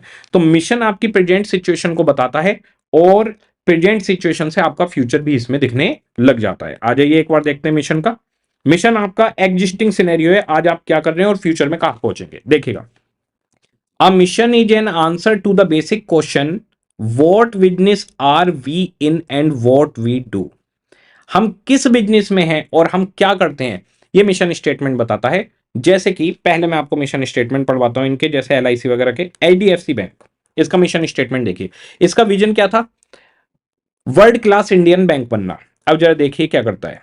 एचडीएफसी बैंक है टू फोल्ड मिशन, यानी ये इसके प्रेजेंट दो बिजनेस हैं जो ये कर रहा है। First, to be preferred provider of banking service of target retail and wholesale customer, तो रिटेल एंड होलसेल कस्टमर को बैंकिंग सर्विस दे रहा है। The second is to achieve healthy growth in profitability, दूसरा इनका फोकस है प्रॉफिट कमाना। तो ये इंडस्ट्री के अंदर, बैंकिंग के अंदर हेल्दी प्रॉफिट कमा रहे हैं, और दूसरा बैंकिंग सर्विसेज प्रोवाइड कर रहे हैं। ये इनका दो टारगेट है। एलआईसी क्या कर रहा है जी, ensure and enhance the quality of life of people through financial security. Financial security कैसे, आपने इंश्योरेंस ले लिया, फाइनेंशियल सिक्योर हो गए। अब आप अगर भगवान ना करे कुछ हुआ तो आप सिक्योर्ड हो, आपकी फैमिली सिक्योर्ड है। दूसरा, जो आप एलआईसी को पैसा देते हो, एक होता है टर्म इंश्योरेंस, तो टर्म इंश्योरेंस के अंदर तो प्रीमियम वापस नहीं मिलता, पर एलआईसी के मोस्ट ऑफ द जितने भी प्लान्स हैं उसके अंदर आप जितना भी प्रीमियम देते हो वो विद इंटरेस्ट आपको रिटर्न मिल जाती है, तो रिटर्न भी बहुत अच्छी देता है। तो financial security by providing product यहां पे इंश्योरेंस की बात है, and services of aspired attribute with competitive returns, उस पर रिटर्न भी आपको देता है। And by rendering resources for economic development. Economic development किस तरीके से होता है, इकोनॉमिक डेवलपमेंट होता है अगर आपको फाइनेंशियल सपोर्ट मिलता है, आप अपने फंड्स को इकट्ठा करते हो और फंड को इकट्ठा करते जा रहे हो, एलआईसी को मान लो आप प्रीमियम दे रहे हो, फिर आपको इकट्ठा पैसा मिलता है, तो इकोनॉमिकली डेवलपमेंट होता है, क्योंकि सब रिच बन रहे हैं, आपकी सेविंग की एक नेचर बनी हुई है। इवन एटीसी के अंदर भी इसकी डिडक्शन आपको मिलती है, तो टैक्स में भी रिबेट किस लिए मिल रही है, डिडक्शन किस लिए मिल रही है, क्योंकि एलआईसी ने एग्रीमेंट किया हुआ है जितना पैसा लोग सेव करते हैं ना, वो फ्यूचर के लिए उनकी वेल्थ को इंक्रीज करता है, उनके लाइफ स्टाइल को इंक्रीज करता है, तो इकोनॉमिक डेवलपमेंट इससे हो जाता है। ये एक पूरा प्रोसेस है, इन्वेस्टमेंट किसी भी कंट्री को इकोनॉमिकली स्ट्रांग बना देते हैं। Apple is a mission has been defined as to bring the best user experience to its customer through innovative hardware software and services. तो एप्पल कह रहा है कि हम बेस्ट यूजर एक्सपीरियंस देते हैं, इनोवेटिव हार्डवेयर है, सॉफ्टवेयर है और हमारी सर्विसेज है। तो मिशन स्टेटमेंट बताता है आप कर क्या रहे हो। एचडीएफसी का मिशन था हम वर्ल्ड क्लास इंडियन बैंक बनेंगे, कर क्या रहा है, अभी बैंकिंग सर्विस दे रहा है, ये बता दिया जी, यहां तक अभी हम ये काम कर रहे हैं। एलआईसी का मिशन क्या था कि सोसाइटी को स्ट्रेंथ देनी है और इंडिया का प्राइड बनना है और फाइनेंशियल कॉन्ग्लोमरेट, ठीक है जी। और ये क्या कर रहे हैं, अभी इंश्योरेंस बेच रहे हैं, उसका अच्छे रिटर्न दे रहे हैं, इकोनॉमिक डेवलपमेंट कर रहे हैं। एप्पल का मिशन क्या था कि हम दुनिया को ग्रेट प्रोडक्ट्स देंगे, उस प्रोडक्ट्स के अंदर ये इनोवेटिव हार्डवेयर सॉफ्टवेयर पे पहुंच गए और सर्विसेज पे पहुंच गए, ये कर रहे हैं इस टाइम ये। तो ये इनका एक मिशन स्टेटमेंट छोटा सा है, ये मिशन स्टेटमेंट पूरा एक बड़ा हो सकता है जिसमें एक एक चीज क्लियर हो। Okay, a mission is an answer to the basic question what business are we in and what we do. It has been observed that many firms fail to conceptualize and articulate the mission and business definition. अगर आप अपने mission को बताने में, business definition को बताने में fail हो गए तो आप अपॉर्चुनिटीज को लूज कर जाएंगे। With the required clarity. तो अगर क्लैरिटी के साथ आपको अपने बिजनेस में आप क्या करते हैं, किस तरीके के बिजनेस में, ये आपको क्लियर नहीं है, तो आप ऑर्गेनाइजेशन में स्टेक होल्डर्स को नहीं बता पाएंगे कि आप क्या कर रहे हैं। तो मिशन स्टेटमेंट में बताया जाता है हम ये कर रहे हैं, ये हमारी क्वालिटी है, ये प्रोडक्ट है, हम इतना बढ़िया कर रहे हैं, हम यहाँ यहाँ सर्व कर रहे हैं। हर जगह ये चीज पब्लिश की जाती है जिससे हमारी स्ट्रेंथ पता चलती है और हम फ्यूचर में कहाँ जाने वाले हैं ये पता चलता है। तो अगर आपने विद द रिक्वायर्ड क्लैरिटी ये बात नहीं बताई, such firm are seen to be fumble यानी डम, गिरना, in the identification of opportunities and fail in formulating strategy to make use of opportunity। तो आप opportunity को लूज कर जाएंगे। Okay, firms working to manage their organization strategically cannot be lax यानी lenient in the matter of mission and business definition as the two ideas are absolutely central to the strategic planning। तो कोई भी organisation लापरवाही नहीं कर सकता अपने mission statement को बताने में, प्लस उसका बिजनेस पर्पज क्या है, वो आगे क्या करने वाला है और क्या कर रहा है। तो अगर आप इसको बताने में लीनियंसी कर गए तो ये अफोर्ड नहीं किया जा सकता। ये दो चीजें हैं, मिशन एंड बिजनेस डेफिनेशन, जो इंपॉर्टेंट है। मिशन के अंदर ही बिजनेस डेफिनेशन भी कवर होती है। ओके, अगर आपकी ये दोनों चीजें क्लियर हैं तो आप स्ट्रेटेजिक प्लानिंग प्रॉपर वे में कर पाएंगे, वरना दिक्कत होगी। Okay, the corporate mission is an expression of the growth ambition of the firm.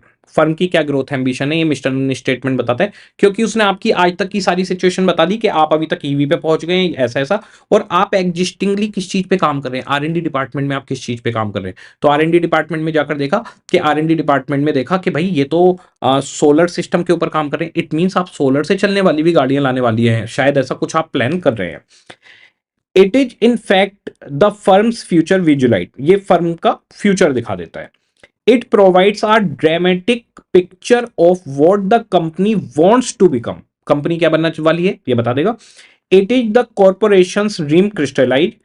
It is a colourful sketch of how the firm wants its future to look irrespective of the current position. तो आपकी current position जो भी है, mission statement ये बता देता है कि आप फ्यूचर में कहां पहुंचने वाले हैं। कैसे बताता है वो बताता हूं। आप एक बात बताइए, आप आज की डेट में स्टेबल नहीं है करियर वाइज, आप तो अभी सीए स्टूडेंट है, लेकिन आपकी रोजाना की पढ़ाई, आपकी रोजाना की मेहनत, और आपने कितने सब्जेक्ट्स कंप्लीट कर लिए हैं। आप एक ग्रुप की पूरी पढ़ाई कर चुके हैं, सेकंड ग्रुप का आपका लास्ट पेपर तैयारी में चल रहा है या सेकंड लास्ट चल रहा है, तो आप ये पोजीशन बता देते हैं कि आने वाले अटेम्प्ट में आप क्या करने वाले हैं। तो आपका एग्जिस्टेंस फ्यूचर को बता देता है। आप आज की करंट पोजीशन क्या है डजंट मैटर। अभी आप जैसे आप सीए इंटर होगा, सीए इंटर के बाद में आपकी आर्टिकलशिप चालू होगी, आर्टिकलशिप में मिलेंगे आपको 5,000 10,000 रुपए स्टाइपेंड। आपकी करंट सिचुएशन क्या होगी फाइनल में, फाइनल में अगर आपको, तो आपकी करंट सिचुएशन क्या है कि आप 5 और 10,000 के आदमी। लेकिन अगर आप रेगुलर मेहनत कर रहे हो और आपने फाइनल निकाल लिया, निकलते के साथ आप 1 लाख रुपए के आदमी है। तो आपकी आज क्या पोजीशन है मैटर नहीं करता, पर आपकी जो आज की मेहनत है वो बता देती है, आपकी आरएनडी डिपार्टमेंट आपकी कंपनी का काम करने का तरीका बता देता है कि आप फ्यूचर में कहां जाएंगे। In other words, mission is a grand design of the firm future. तो ये फर्म के फ्यूचर का डिजाइन है, एग्जिस्टिंग पोजीशन बताएगा और फ्यूचर में कहां पहुंचने वाले हो वो क्लैरिटी देगा। Mission amplifies what bring the firm to this business, why it is there, what existence it seeks and what purpose it seeks to achieve. तो हमें क्या चीज बिजनेस में लेकर आई, हम यहां पर क्यों हैं, हम किस एग्जिस्टेंस को ढूंढ रहे हैं और हमारा पर्पज क्या है फ्यूचर में जिसे हम अचीव करना चाहते हैं। In other word, the mission serves as a justification for the firm very presence and existence.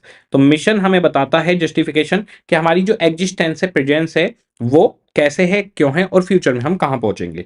It legitimise the firm presence. Legitimise का मतलब होता है किसी चीज को ठोक बजा के प्रूव करना, तो it proves the firm presence. Okay, तो मिशन का अगर सिंपल सी बात की जाए तो हमारे पास मिशन, हम किस बिजनेस में हैं और हम क्या करते हैं इस बारे में हमें बताना है। तो जैसे मैं अब मार्केटिंग करता हूं, देखो किस तरीके से।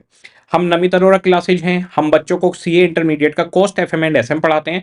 हमारा पढ़ाया हुआ बच्चा हमेशा पास होता है, हमारे यहाँ से हमेशा एग्जामिशन आती है, हमारे पढ़ाने की क्वालिटी बहुत ही ज्यादा हाई है। वो हम बच्चे को इस तरह से पढ़ाते हैं कि वो बात बच्चे के दिमाग में बैठ जाती है और वो उसे कभी भूलता नहीं है। हम बच्चे के साथ लास्ट तक लगे रहते हैं, यूट्यूब पे रिवीजन करवाते हैं और बच्चे को रिवीजन करवा करवा के, पढ़ा पढ़ा के, बातें बार बार बता बता कर पास करवा कर ही छोड़ते हैं। इसके अलावा हम बच्चे को हमेशा सपोर्ट करते हैं, हम बच्चे के सीए बनने के बाद तक उससे कनेक्टेड रहते हैं। तो सीए के साथ भी और सीए के बाद भी नमित अरोड़ा क्लासेज, ये है एक मिशन स्टेटमेंट। मैंने क्या बताया कि हम क्या कर रहे हैं। नमित अरोड़ा क्लासेज बच्चों को पढ़ाता है, ये सब्जेक्ट पढ़ाता है, ऐसे पास करवाता है, ये हमारी क्वालिटी है, ये मिशन स्टेटमेंट है। और ये फ्यूचर भी बताता है कि अब आप आगे क्या करने वाले हो। जैसे मिशन स्टेटमेंट के अंदर मान लीजिए मैं आज की डेट में, आप मेरे स्टूडियो में आए और आप देखते हो एएफएम सीए फाइनल का जो एफएम है उसकी बुक्स और नोट्स रखे हैं, तो इससे क्या समझ में आता है मैं आज क्या कर रहा हूं। इसका मतलब सर अब बहुत जल्दी फाइनल का एएफएम भी स्टार्ट करने वाले हैं। तो आप जो कर रहे हो तो ना आज, उससे फ्यूचर भी आपका पता चल जाता है। Why should an organisation have a mission. अच्छा, जैसे एग्जाम में क्वेश्चन आएंगे तो मैंने क्या किया हुआ है, जैसे मिशन से रिलेटेड सारी चीजें वो आपको यहां पर मिल रही हैं। तो मिशन के बारे में पूछता है तो सिर्फ सिंपल सी डेफिनेशन दी, हो गया काम। Why should an organisation have a mission, ये एक अलग क्वेश्चन आएगा। तो जैसे क्वेश्चन आएगा अकॉर्डिंगली उसका आंसर दे देंगे कि भाई ऑर्गेनाइजेशन को मिशन की क्यों जरूरत है, तो ये रीजन हमें बताने हैं। ओके, तो मिशन इसलिए होना चाहिए जिससे कि जो भी बिजनेस का पर्पज है उसमें क्लैरिटी रहे। एंश्योर अनएनिमिटी ऑफ द पर्पज, तो अनएनिमिटी यानी क्लैरिटी होनी चाहिए कि आपका पर्पज क्या है। हमारे पास जो भी रिसोर्सेज हैं उनको एलोकेशन करने का बेस देता है मिशन। तो हम जो बिजनेस कर रहे हैं उसी से तो पता चलेगा रिसोर्सेज कैसे एलोकेट होंगे। और मोटिवेट करता है उनको यूज करने का, तो ऑर्गेनाइजेशन की जो रिसोर्सेज हैं उनको यूज करने का मोटिवेशन किस तरीके से, जैसे हम ईवी के बिजनेस में है हम, या मैं अपने नमित अरोड़ा क्लासेज की बात करता हूं। नमित अरोड़ा क्लासेज आपको बेहतरीन रिवीजन करवाता है। तो अब मेरे को रिवीजन करवाने के लिए जितने भी रिसोर्सेज हैं, बढ़िया रिवीजन करवाने के लिए वो मोटिवेट करेंगे कि उन सारी रिसोर्सेज को मैं आपको दूं और बेटर रिवीजन करवाऊं। तो एक ईवी की हाई क्वालिटी कार बनानी है, तो मेरे को हाई क्वालिटी कार बनाने के लिए जितने भी फर्म के ऑर्गेनाइजेशन के रिसोर्सेज हैं उनको पूरी तरीके से यूटिलाइज करने का मोटिवेशन मिल रहा है कि हाँ इनको इस्तेमाल करो, बढ़िया कार बनाओ, बढ़िया प्रोडक्ट दो, बढ़िया मोबाइल दो। तो ये यहां पर मोटिवेशन का काम करता है रिसोर्सेज के लिए। एस्टेब्लिश अ जनरल टोन, ये एक पूरे ऑर्गेनाइजेशन में एक जनरल टोन सेट करता है कि हम क्या करते हैं, हम किस बिजनेस में है। ये फोकल पॉइंट यानी जिस पॉइंट को देखकर लोग हमें इवेल्युएट करते हैं, हम किस बिजनेस में है, कैसा कर रहे हैं, हमारी परफॉर्मेंस कैसी है, उसका फोकल पॉइंट बनता है। To serve as a focal point for those who can identify with the business organisation purpose and direction. तो पर्पज और डायरेक्शन को जो भी पहचानते हैं, देखते हैं, उनके लिए फोकल पॉइंट बनता है कि अच्छा ये इस बिजनेस में ये काम कर रहे हैं, ये यहां तक पहुंच गए हैं। To facilitate the translation of objective and goals into work structure. अभी हमारे पास में गोल्स एंड ऑब्जेक्टिव आएगा एक टॉपिक कि हमारा अब बिजनेस का गोल एंड ऑब्जेक्टिव क्या है। तो हमारा मिशन स्टेटमेंट उसे फ्रेमवर्क देता है, लेकिन ये बात उसके बाद ज्यादा क्लियर हो जाएगी। टू स्पेसिफाई ऑर्गेनाइजेशन पर्पज, जो भी ऑर्गेनाइजेशन का पर्पज है वो बताइए, and translation of these purpose into goals. तो जो भी हमारे बिजनेस का पर्पज है उसे गोल्स में कन्वर्ट करना। जैसे हमारे पर्पज है हाई क्वालिटी प्रोडक्ट देना, तो इस साल का हमारा गोल है कि हम एप्पल के मोबाइल की जो भी हमारी चिप है उसको और भी इंप्रूव करेंगे। तो गोल सेट हो गया, तो मिशन गोल को डायरेक्शन देता है। अब हमारे पास अगर हम बात करते हैं शॉर्ट में कि भाई मिशन स्टेटमेंट या मिशन क्यों जरूरी है, तो जिससे हमारा जो भी बिजनेस पर्पज है वो क्लियर रहे, हम अपने ऑर्गेनाइजेशन के रिसोर्सेज को एलोकेट कर पाए, उसका स्टैंडर्ड देता है, उनको यूज करने का मोटिवेशन देता है, हमारे पूरे बिजनेस की एक जनरल टोन एस्टेब्लिश करता है, जो हमारे बिजनेस को इवेल्युएट कर सकते हैं, हमारे पर्पज को, प्लानिंग को आइडेंटिफाई कर सकते हैं, उनको एक फोकल पॉइंट देता है। अच्छा ये काम करते हैं, ये इस तरह से काम करते हैं। ये हमारे गोल्स और ऑब्जेक्टिव को वर्क स्ट्रक्चर में कन्वर्ट करता है और ऑर्गेनाइजेशन के पर्पज को गोल में कन्वर्ट करता है। A company mission statement is typically focused on its present business scope. तो हमारा जो मिशन स्टेटमेंट है वो प्रेजेंट बिजनेस पर फोकस है। Who we are and what we do, हम क्या हैं और क्या करते हैं। इसके बाद एचडीएफसी, एलआईसी और एप्पल आ गया। अच्छा, अब बच्चे के सामने क्वेश्चन आता है कि सर जैसे आपने पहले मिशन बता भी दिया कि हाँ हमारी एग्जिस्टिंग पूरी सिनेरियो, और आपने उसको पूरा अच्छे से रीड करवा के समझा भी दिया लाइंस वगैरह को, अब हम घर पे पढ़ेंगे तो हमें पूरी तरह से क्लियर भी हो जाएगा। पर सर हमें एग्जाम में किस तरीके से लिखना है वो भी मैं आपको बताऊंगा कि एग्जाम में किस तरह से क्वेश्चन आएंगे और हम किस तरह से लिख कर आएंगे। क्या सर जितना हम पढ़ रहे हैं वो सारा का सारा लिखना पड़ेगा? बेटा आज तक ऐसा कभी हुआ है? आज तक ऐसा कभी हुआ है कि आपने जितना पढ़ा हो उतना लिख पाए? जितना पढ़ोगे उसका कम ही लिख पाओगे। हमने स्टडी मैट में से कुछ भी कटिंग नहीं करी है। स्टडी मैट में हर बात को 4-4 बार घुमा के, जैसे यहां भी लिखा है what business we are and what we do, फिर लास्ट में बात को कंप्लीट करते हुए कह दिया who we are what we do. तो हम यहाँ पे रीड करते हुए तो पढ़ रहे हैं आराम से, उसके बाद में दोबारा से रीड करेंगे, दोबारा से रीड करेंगे। तो इसके अंदर का आपको जो भी पॉइंट लिखे हुए हैं, अगर आप उसका 40-50% भी लिख के आओगे तो आपको पूरे मार्क्स मिलेंगे। क्वेश्चन आएगा 2 नंबर का, 3 नंबर का, 5 नंबर का और एमसीक्यू। तो जैसा क्वेश्चन होगा अकॉर्डिंगली उसका जवाब होगा। अभी इसके अंदर मैं आपको ये बात आगे समझाता हूं। Following points are useful while writing a mission of a company. तो क्वेश्चन कैसा आ जाएगा कि भाई वो पॉइंट एक्सप्लेन करो जो मिशन लिखते हुए यूजफुल होते हैं। तो इसके अंदर 3 पॉइंट है सिर्फ। जो मिशन स्टेटमेंट होता है या जो आप अपनी कंपनी का मिशन बताते हैं कि आप क्या कर रहे हैं, आपकी क्वालिटी क्या है, आप क्या प्रोवाइड करते हैं, तो सबसे पहली चीज ओन स्पेशल आइडेंटिटी। आपको स्पेशल आइडेंटिटी बतानी है कि आप में खासियत क्या है। तो जैसे कि टेस्ला कहता है हम ईवी की बेस्ट लग्जरी कार हैं, नमित अरोड़ा क्लासिक कहता है हम कॉस्ट एफएमएसएम के बेस्ट टीचर हैं। तो वो आपकी स्पेशल आइडेंटिटी आपको इसमें बतानी होगी कि हाँ ये हमारी स्पेशल आइडेंटिटी है। मिशन के अंदर क्लियर होना चाहिए आप क्या करते हो के साथ में आपकी स्पेशलिटी, आप किस नीड को कंप्लीट करते हैं कस्टमर की, और कौन सा कस्टमर ग्रुप आपका टारगेट है, और क्या टेक्नोलॉजी और कॉम्पिटेंस आपके पास है। तो नीड को क्या कंप्लीट करते हैं, अगर मैं कार की बात करूं तो कार एक किसी भी पर्सन के कम्यूट करने के प्रॉब्लम को सॉल्व करती है, ठीक है जी। कौन सा कस्टमर ग्रुप आपका टारगेट है, टेस्ला की बात करें तो हम प्रीमियम कस्टमर को लेके चलते हैं, ठीक है जी। टेक्नोलॉजी हम ईवी यूज करते हैं, कॉम्पिटेंसीज हम इसमें बेस्ट हैं, हमसे ज्यादा कॉम्पिटेंट इसमें, कॉम्पिटेंसी यानी आपके स्किल्स, आप किस लेवल पर काम कर रहे हैं, एक्सपर्टीज आपका, तो हम इसमें सबसे ऊपर चल रहे हैं टेस्ला की बात करें तो। Okay, good mission statement must be unique to आपके ऑर्गेनाइजेशन। तो ये आपके ऑर्गेनाइजेशन के लिए यूनिक होना चाहिए। तो एक मिशन स्टेटमेंट दूसरे ऑर्गेनाइजेशन पे काम नहीं कर सकता, ऑब्वियस सी बात है। हमारे ऑर्गेनाइजेशन में हम क्या कर रहे हैं, हमारी क्या स्पेशलिटी है, हमारी क्या यूनिकनेस है, वो डिफरेंट होगी बाकी से।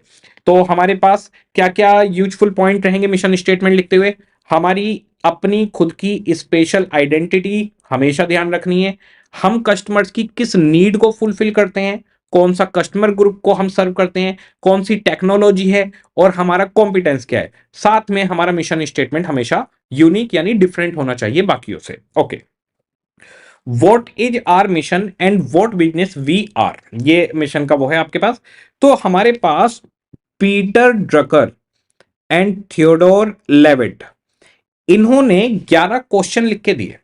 तो कई बार पूछा जा सकता है कि right any 6 or 7 question of Peter Drucker and Theodore on Levitt on mission. तो इन्होंने बेसिक 11 क्वेश्चन लिख के दिए हैं कि ये 11 क्वेश्चन का जवाब आपको मिशन स्टेटमेंट में देना चाहिए। तो मिशन की डेफिनेशन हो चुकी है, उसके यूजफुल पॉइंट सब कुछ हो चुका है। अब ये पीटर ड्रिकर से रिलेटेड सीधा आएगा। ये तभी लिखना है जब एग्जामिनर आपको सीधे बोले कि Peter Drucker and Theodore Levitt के वो बेसिक क्वेश्चंस बताओ। 11 के 11 नहीं पूछेगा कभी भी, नेवर। हमेशा पूछेगा कि 7 या 8 या 6 या 5 ऐसे। तो इसमें बड़ा सिंपल से क्वेश्चन इन्होंने कहे। सबसे पहले हमारा मिशन क्या है, हमारा अल्टीमेट पर्पज क्या है, हम क्या बनना चाहते हैं, किस तरीके की ग्रोथ को हम सर्च कर रहे हैं, हम किस बिजनेस में हैं, क्या हम अपने बिजनेस को अंडरस्टैंड करते हैं करेक्टली, हमारी इंटेंट किसको सर्व करने की है, यानी हमारा कस्टमर कौन है, हम ह्यूमन नीड की किस चीज को फुलफिल करते हैं, इस बिजनेस में हम क्यों आए हैं, हमारे बिजनेस की नेचर फ्यूचर में क्या होगी, और फ्यूचर में हमारा बिजनेस क्या होगा। तो हमारे पास 11 क्वेश्चन।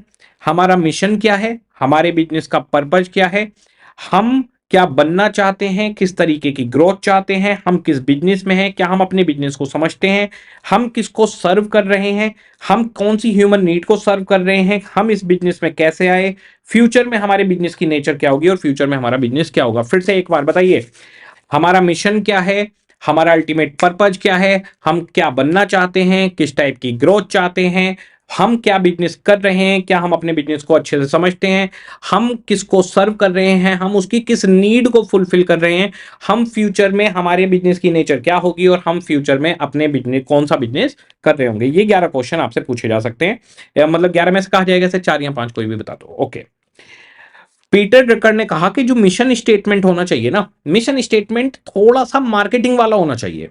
तो आजकल तो आपने देखा ये सारा जमाना ही मार्केटिंग का है। जैसे एलआईसी कहता है जिंदगी के साथ भी जिंदगी के बाद भी, तो इस तरीके से कुछ मार्केटिंग। नमित अरोड़ा क्लासेज कहता है कि हम प्रोडक्ट को, हम सब्जेक्ट को इजी बना देते हैं बच्चे के लिए। तो थोड़ा मार्केटिंग दिखनी चाहिए कि बच्चे को लगे अच्छा ये वाली नमित सर ना क्लासेज को इजी बना देते हैं, हमारे यहाँ से बच्चा हमेशा पास होता है, हम बच्चे को पास करवा देते हैं, हम बच्चे की सक्सेस स्टोरी लिखते हैं, हम बच्चों में खुशियां बांटते हैं। ये सब क्या है, मार्केटिंग वाली बातें हैं। तो इन्होंने कहा कि जो आपका मिशन स्टेटमेंट है, आपका मिशन जब शॉर्ट में बताया जाए, मार्केट में एक टैगलाइन में बताया जाए, तो उसमें मार्केटिंग झलकनी चाहिए।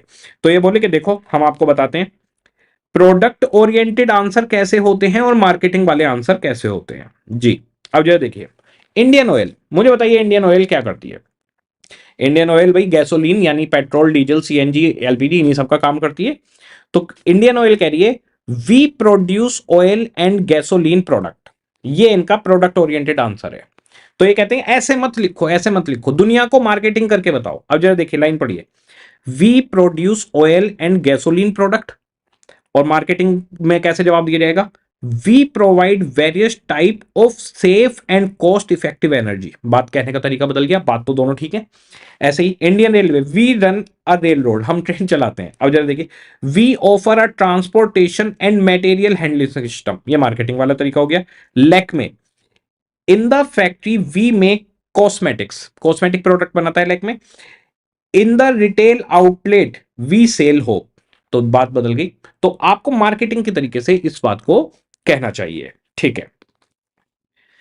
अब भाई विजन क्लियर, मिशन क्लियर।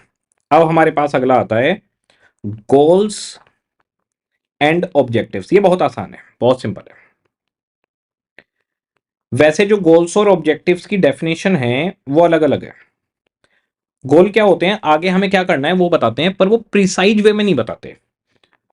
और ऑब्जेक्टिव्स प्रिसाइज वे में बताते हैं कि भाई ये करना है। जैसे कि मान लो गोल आपसे कहता है, गोल है जी हमें सीए इंटर करना है, ओके, इसी अटेम्प्ट में सीए इंटर करना है, ये ऑब्जेक्टिव है। तो ऑब्जेक्टिव प्रिसाइज वे में बताता है, गोल प्रिसाइज वे में नहीं बताता, सिर्फ बात बता के छोड़ देता है। तो एसएम कहता है कि ये दोनों सिनोनिम हैं और हम इनको एक ही साथ मानेंगे। तो यानी गोल एंड ऑब्जेक्टिव को एसएम के अंदर एक ही माना गया है। तो गोल एंड ऑब्जेक्टिव एक ही वर्ड है। अब ऑब्जेक्टिव किस तरीके से रहेगा, देखो विजन ने तो एक थॉट बता दिया भाई, इस तरह से हमने काम, ये हम काम करेंगे, ओके, ये हमारी कंपनी का ये विजन है। मिशन बताता है कि आप करंट में कहां पहुंच चुके हो, क्या कर चुके हो। ऑब्जेक्टिव्स आपके बताते हैं कि नियर बाई फ्यूचर में अब आपके एक्शंस क्या होंगे। जो स्ट्रेटजी है ना बेसिकली, वो ऑब्जेक्टिव्स के चारों तरफ घूमती रहेगी। तो हमारी जो स्ट्रेटजी है, जो बिजनेस के एक्शन है, जो रिसोर्सेज हैं, पूरा डायरेक्शन है, वो सारा का सारा घूमेगा उन ऑब्जेक्टिव्स को फुलफिल करने में। अगर वो ऑब्जेक्टिव्स आप फुलफिल कर पाते हैं तो इसका मतलब आपकी परफॉर्मेंस बढ़िया चल रही है। वो आप अचीव नहीं कर पाते टाइमली, तो आपको अपनी स्ट्रेटजीज को मोल्ड करना पड़ेगा, चेंज करना पड़ेगा। ऑब्जेक्टिव्स किस तरीके से हो सकते हैं, जैसे मान लीजिए एक ऑब्जेक्टिव है कि इस ईयर में, करंट ईयर के एंड तक हमें 2000 कार बनानी है और बेचनी है। तो 2000 कार्स बनाना और बेचना हमारा ऑब्जेक्टिव हो गया। अब हम इसके ऊपर चलते रहेंगे, पूरे साल काम करते रहेंगे। हमें बीच बीच में रिव्यू भी करना पड़ेगा, जैसे क्वार्टरली रिव्यू कि क्या हम ऑब्जेक्टिव पे पहुंचे। मान लो पहले क्वार्टर में आप सिर्फ 100 गाड़ियां बना पाए, तो भाई स्पीडी वे में काम करो, ऐसे काम नहीं चलेगा, मार्केटिंग करो, गाड़ियां बेचो, ओके। ऑब्जेक्टिव हो सकता है शॉर्ट टर्म और लॉन्ग टर्म। शॉर्ट टर्म और लॉन्ग टर्म किस तरीके से, कि भाई एक ऑब्जेक्टिव तो है 2000 गाड़ियां बनाना, और एक ऑब्जेक्टिव हो सकता है कि अगले 5 साल में, 5 ईयर्स ऑब्जेक्टिव है हमारा, कि हमारा मार्केट शेयर 40% हो जाना चाहिए, अभी मान लो 30% चल रहा है, या हमारी ये मार्केट शेयर हो गया, या हमारी जो आरओई है, रिटर्न ऑन इक्विटी है, वो 15% होनी चाहिए। तो ये हमारे लॉन्ग टर्म ऑब्जेक्टिव हो जाएंगे कि लॉन्ग टर्म पे हमें चलना है, ओके। अब जरा देखिए ऑब्जेक्टिव्स किस तरीके से रहेगा, बड़ा सिंपल सा। आगे हमारे सामने जो भी टारगेट हैं वो हमारे गोल्स एंड ऑब्जेक्टिव हैं, उनके ऊपर हम एक्शन लेते हैं, अपनी स्ट्रेटजी बनाते हैं, उनको हम रिव्यू करते हैं। हमारी पूरी कंपनी की जितनी भी रिसोर्सेज हैं वो इसी डायरेक्शन में चलेंगी कि ये ऑब्जेक्टिव टाइमली अचीव हो। तो ऑब्जेक्टिव्स टाइम फ्रेम के अंदर बंधे होते हैं कि इतने टाइम में काम होना है, वो क्वांटिटी में दिए होते हैं कि 2000 गाड़ियां बेचनी है, 40% मार्केट शेयर होना चाहिए, 15% आरओई होना चाहिए। ये लॉन्ग टर्म और शॉर्ट टर्म दोनों हो सकते हैं। ऑब्जेक्टिव्स अगर हम बात करते हैं शॉर्ट टर्म और लॉन्ग टर्म की, तो ये पैरेलल एक दूसरे के साथ भी चल सकते हैं। Otherwise short term objective long term पे पहुंचने की कोशिश करेगा। जैसे कि मान लीजिए लॉन्ग टर्म ऑब्जेक्टिव है हमारा 5 ईयर्स का कि हमारी आरओई 15% होनी चाहिए, ठीक है, 5 साल का है। अब मान लो फर्स्ट ईयर में आपकी आरओई 15% आ गई, तो आप लॉन्ग टर्म और शॉर्ट टर्म दोनों एक साथ चल रहे हैं, सिमल्टेनियसली चल रहे हैं। Second year, third year, fourth year, fifth year तक 15% आरओई हमने मेंटेन कर ली। तो ये शॉर्ट टर्म और लॉन्ग टर्म ऑब्जेक्टिव एक दूसरे से बिल्कुल कनेक्टेड हो गए, पैरेलल चल रहे हैं, दोनों काम सेट चल रहे हैं। हमारे को आरओई 15% पे सेट रखनी है, ये हमारा अगले 5 साल का टारगेट है, और पहले साल में हमने उसको अचीव भी कर लिया, आगे तक वो अचीवेबल रहना चाहिए। कई बार ऐसा होता है कि भाई हमारा जो शॉर्ट टर्म ऑब्जेक्टिव है वो लॉन्ग टर्म ऑब्जेक्टिव के इक्वल नहीं होता, तो वो उसके उसके रास्ते पे चल रहा होता है। जैसे कि हमारा है ऑब्जेक्टिव कि अगले 5 ईयर्स में हमारा मार्केट शेयर 40% हो जाना चाहिए। अब मान लीजिए फर्स्ट ईयर में आपका मार्केट शेयर 15% पे पहुंचा, सेकेंड ईयर में 20% मार्केट शेयर ले लिया आपने, third year, fourth year, fifth year, तो अब हमारे को इसे 25, 35, लो जी 40% हो गया। तो अब ये हम पैरेलल नहीं चल रहे, बल्कि हम उसकी तरफ आगे बढ़ रहे हैं जिससे हमारा लॉन्ग टर्म ऑब्जेक्टिव फुलफिल हो जाए। तो गोल्स एंड ऑब्जेक्टिव की डेफिनेशन बहुत सिंपल है कि हमारे अपकमिंग टारगेट्स क्या हैं और हम किस तरह से परफॉर्म करेंगे, क्या बनाएंगे। ये मेजरेबल होते हैं कि भाई हाँ 40% मार्केट शेयर, 15% आरओई, 2000 गाड़ियां बनानी है, ये मेजरेबल होता है, ये क्वांटिटी में डिफाइन होता है। इसके साथ में टाइम फ्रेम होता है कि इतने टाइम फ्रेम में अचीव करना है, और बीच बीच में इसको पूरी तरह से रिव्यू करना है। हमारी सारी स्ट्रेटेजी इन ऑब्जेक्टिव्स को पाने के लिए ही बनाई जाती हैं, फर्म की सारी रिसोर्सेज इसी पर लगी रहती हैं। हम बीच बीच में इसको रिव्यू करते हैं, रिव्यू करके हम ये देखते हैं कि क्या हम अपने अचीवमेंट्स को पा रहे हैं या नहीं, ऑब्जेक्टिव्स को फुलफिल कर पा रहे हैं या नहीं। बहुत ही सिंपल। ओके जी, अब जरा देखिए हमारे पास गोल्स एंड ऑब्जेक्टिव, आज का लास्ट पॉइंट है ये। Business organisation translate their vision and mission into goals and objective. तो हम अपने गोल्स और ऑब्जेक्टिव सेट कर देंगे। As such the term objectives are synonymous with goals, however some author make an attempt to distinguish the two. कुछ author इनको अलग अलग भी मानते हैं। Goals are open ended attribute that denote the future state और आउटकम। के भाई हमारे को 2000 गाड़ियां नहीं, हमें सीए एंटर करना है या हमें बहुत सारी गाड़ियां बेचनी है, ये फ्यूचर ओरिएंटेड गोल हुआ, ये क्लैरिटी नहीं देता उतनी। Objectives are close ended attribute which are precise and expressed in specific term. हमें 2000 गाड़ियां बेचनी है, हमारा आरओई 15% होना चाहिए, तो ऑब्जेक्टिव्स ज्यादा प्रीसाइज है।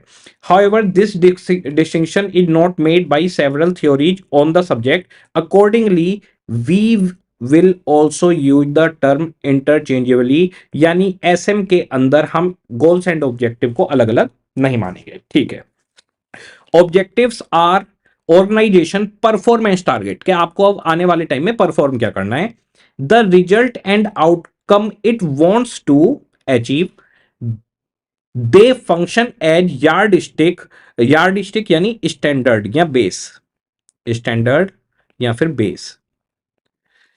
दे फंक्शन एज स्टैंडर्ड और base for tracking the organisation performance and progress. तो जैसे हम अचीव करना चाहते हैं कि 2000 कार्स एक साल में बिके, तो एक क्वार्टर में आपने कितनी बेची, इससे आपकी परफॉर्मेंस और प्रोग्रेस का आइडिया लग जाएगा।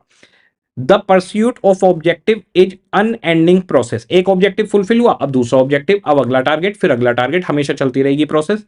सच that organisation sustain themselves, they provide meaning and sense of direction to organisation endeavour. तो हमारे पास जो भी आपका डायरेक्शन है वो ऑब्जेक्टिव की तरफ जाएगा, तो बिजनेस सेंस जो देता है, जो मीनिंग देता है डायरेक्शन को, वो आपके ऑब्जेक्टिव्स देते हैं।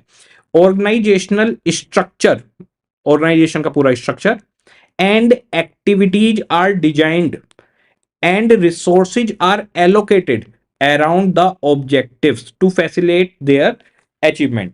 तो हमारी जितनी भी ऑर्गेनाइजेशन के जो भी रिसोर्सेज है, जितनी भी स्ट्रेटजी है, जो भी स्ट्रक्चर है, वो सब ऑब्जेक्टिव को फुलफिल करने के लिए झोंक देते हैं हम लोग। They also act as benchmark for guiding organisational activity and for evaluating how the organisation is performing. तो जैसे हमारा ऑब्जेक्टिव है कि हमें 15% आरओई पहुंचना है, तो एक बेंचमार्क बन गया कि हमें ये अचीव करना है, ये हमारा एक टारगेट बन गया। बेंचमार्क का मतलब होता है जो चीज कभी भी किसी के साथ कंपैरिजन करने में काम आ सकती है। तो एक बेंचमार्क बन गया 15%, तो अब अगला ऑब्जेक्टिव इससे बेटर होना चाहिए कि अब हम 20% आरओई कैसे निकालें। अगर कैरेक्टरिस्टिक्स की बात करें, objective should define the organisation relationship with the environment. जैसे कि अभी हमारा मार्केट शेयर 20% है और हमारा ऑब्जेक्टिव है कि हम 30% मार्केट शेयर पाना चाहते हैं। इसका मतलब मार्केट का 70% शेयर और लोगों के पास है, इन फ्यूचर होगा। और अभी हमारा मार्केट शेयर है 20%। इसका मतलब करंट मार्केट शेयर बाकी लोगों के पास 80% है। 80% माल मार्केट में बाकी दूसरे लोगों का बिक रहा है। तो ऑर्गेनाइजेशन के साथ रिलेशनशिप क्लियर करता है। They should be facilitative towards achievement of mission and purpose. तो जो हमारे बिजनेस का मिशन है, जो भी बिजनेस पर्पज है, उसके अचीवमेंट के लिए ये लग जाते हैं।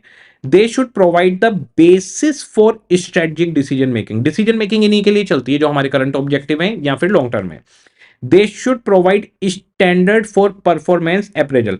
तो एक स्टैंडर्ड देते हैं, जैसे आरओई 15% होना चाहिए और 14% रह गया तो हम स्टैंडर्ड से कम रह गए। 16% पे पहुंच गए तो आप स्टैंडर्ड से बेटर काम कर गए। ये कॉन्क्रीट और स्पेसिफिक होने चाहिए, बिल्कुल कि भाई हमारे को 2000 कार्स बेचनी है, हमारा मार्केट शेयर 40% होना चाहिए।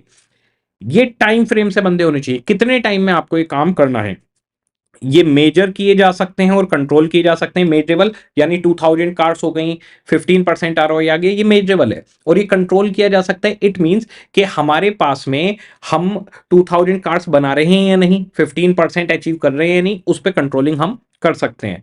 ये चैलेंजिंग होने चाहिए। अब मान लो, आप एक बात बताओ, आपका अगर करंट आरओई 15% है और आपका ऑब्जेक्टिव भी आरओई 15% है, तो ये चैलेंजिंग नहीं हुआ। चैलेंजिंग तब हुआ जब आप जो कर रहे हैं उससे बेटर टारगेट लेके चले। तो अगर हम 8 घंटे पढ़ाई कर रहे हैं, अब हमें 10 घंटे पढ़ाई करनी है, ये एक चैलेंजिंग हो गया। तो ऑब्जेक्टिव्स चैलेंजिंग होने चाहिए। Different objectives should be correlate. अलग अलग अगर ऑब्जेक्टिव है वो एक दूसरे से कोरिलेट होने चाहिए। जैसे कि मान लीजिए अभी हम 1000 कार पर एनम बेचते हैं और हमारा आरओई 10% है। कल को हम 1500 कार्स बेचेंगे, मैं मान लेता हूं सब वेरिएबल कॉस्ट है, तो हमारा ऑब्जेक्टिव 15% आरओई होना चाहिए। तो ये कोरिलेट होने चाहिए कि जितने जैसे आप कार्स की वॉल्यूम बढ़ा रहे हो, अकॉर्डिंगली आप प्रॉफिट भी बढ़ा रहे हो या नहीं बढ़ा रहे हो, तो कोरिलेट होते हुए दिखने चाहिए। Objective should be set within the constraint of organisation resources and external environment. तो हम जो भी ऑब्जेक्टिव सेट करें वो हमारी ऑर्गेनाइजेशन के जो भी रिसोर्सेज हैं उनके अंदर में आना चाहिए। लाइक मान लीजिए आपके जो प्लांट है, वो प्लांट सिर्फ 1200 कार्स ही बना सकता है साल में, और आपने टारगेट रख दिया 2000 कार्स का, तो ये टारगेट फेल हो जाएगा। तो आपका जो टारगेट होना चाहिए वो आपकी रिसोर्सेज के अकॉर्डिंग होना चाहिए और एक्सटर्नल एनवायरनमेंट यानी मार्केट में क्या चल रहा है उसके अकॉर्डिंग। मान लीजिए आपने इस साल 1200 कार बेची है, ओके, और आपने बनाया टारगेट कि हम 2000 कार्स बेचेंगे, और गवर्नमेंट ने, आपकी कार है पेट्रोल कार, पेट्रोल कार के ऊपर ड्यूटी बढ़ा दी। तो मुझे बताइए, आपकी पेट्रोल कार 1200 बिकी है, आपका ऑब्जेक्टिव है हम 2000 बेचेंगे, लेकिन गवर्नमेंट एक्सटर्नल एनवायरनमेंट उसने क्या किया, आपकी कार के ऊपर ड्यूटी बढ़ा दी। तो आपकी कार के ऊपर ड्यूटी बढ़ा दी तो वो महंगी हो गई कस्टमर के लिए, तो सेल उल्टे गिरेगी ना कि बढ़ेगी। तो एक्सटर्नल एनवायरनमेंट और हमारी रिसोर्सेज को देखते हुए हमारे ऑब्जेक्टिव सेट होने चाहिए। तो ऑब्जेक्टिव हमारी ऑर्गेनाइजेशन की जो भी बाहर के एनवायरनमेंट है उससे रिलेशनशिप बताएगा, मिशन और पर्पज को अचीव करने के लिए बनेगा, हमारी जो स्ट्रेटेजिक डिसीजन है उनका बेस बनेगा, ये एक स्टैंडर्ड सेट करेगा। इसके बाद में कॉन्क्रीट स्पेसिफिक होगा, टाइम फ्रेम के अंदर किया जाएगा, मेजरेबल है, कंट्रोलेबल है, चैलेंजिंग होना चाहिए, कोरिलेट होना चाहिए, और हमारी जो भी ऑर्गेनाइजेशन की रिसोर्सेज और एक्सटर्नल एनवायरनमेंट है उसके साथ कोप अप करता हुआ होना चाहिए। एक बार जल्दी से बताइए, करेक्टरिस्टिक्स 5 नंबर में आ सकता है। ऑर्गेनाइजेशन की रिलेशनशिप एनवायरनमेंट के साथ क्या है, क्लियर करेगा, मिशन और पर्पज को अचीव करने के लिए फैसिलिटेट करेगा, स्ट्रेट जो भी डिसीजन मेकिंग होगी उसका बेस यही रहेगा, स्टैंडर्ड बनेगा परफॉर्मेंस अप्रेजल का, कॉन्क्रीट और स्पेसिफिक होगा, टाइम फ्रेम के अंदर रहेगा, मेजरेबल कंट्रोलेबल होगा, चैलेंजिंग होगा, कोरिलेटेड होगा अलग अलग ऑब्जेक्टिव्स के साथ, और जो भी हमारे ऑर्गेनाइजेशन की रिसोर्सेज और एक्सटर्नल एनवायरनमेंट की कांस्टेंट है उनसे कॉप अप या सेट होता हुआ दिखना चाहिए। इसके बाद में हमारे पास आता है कि भाई शॉर्ट टर्म और लॉन्ग टर्म ऑब्जेक्टिव क्या दोनों का होना जरूरी है? बिल्कुल भाई, लॉन्ग टर्म ऑब्जेक्टिव कई सालों में पाना है तो कई साल, आपको एक बात कहा जाए कि 5 साल बाद सीए के पेपर देने हैं तो क्या आप पढ़ाई करेंगे? कभी भी नहीं करेंगे। आप आराम से बैठ जाएंगे, 5 साल बाद पेपर देने ना। तो ऑब्जेक्टिव्स लॉन्ग टर्म भी होने चाहिए, लॉन्ग रन में हमें ये काम करना है, और शॉर्ट टर्म में यानी एक क्वार्टर में क्या करना है, बल्कि आज क्या करना है, ये तक भी हमारा सेट होना चाहिए। A need for both short term and long term objective. As a rule, company set of financial and strategic objective ought to include both short term and long term performance target. दोनों target set करेंगे। Having quarterly or annual objectives focus attention on delivering immediate performance improvement. तो हम quarterly और annually इनको review करेंगे। कहीं भी हमारे को गड़बड़ दिखेगी तो वहां पर हमें फोकस करना है, अटेंशन देनी है कि भाई यहां गड़बड़ी चल रही है, इसको ठीक करो। साल में 2000 गाड़ियां बेचनी है, एक क्वार्टर में 200 बेची हैं, तो कैसे बेच पाओगे? एक क्वार्टर निकल गया, 3 क्वार्टर बचे, तो फोकस करेगा, अटेंशन देगा, इमीडिएट परफॉर्मेंस इंप्रूवमेंट करवाएगा। Target to be achieve within 3 to 5 year, prompt consideration of what to do now to put the company in position to perform better down the road. तो अगर आपको 3 से 5 साल में कोई objective fulfil करना है, भाई 5 साल में हम चाहते हैं हमारा मार्केट शेयर 40% हो जाए, आज 10% है, तो भाई 5 साल में वहां तक पहुंचने के लिए आप आज क्या कर रहे हो, उसके लिए भी तो आपका ऑब्जेक्टिव सेट होना चाहिए। तो लॉन्ग टर्म ऑब्जेक्टिव अगर सेट किया है, लॉन्ग टर्म में कहीं पहुंचना है, तो उसके लिए एफर्ट आज से ही लगाने पड़ेंगे, 5 साल तक बैठ नहीं सकते।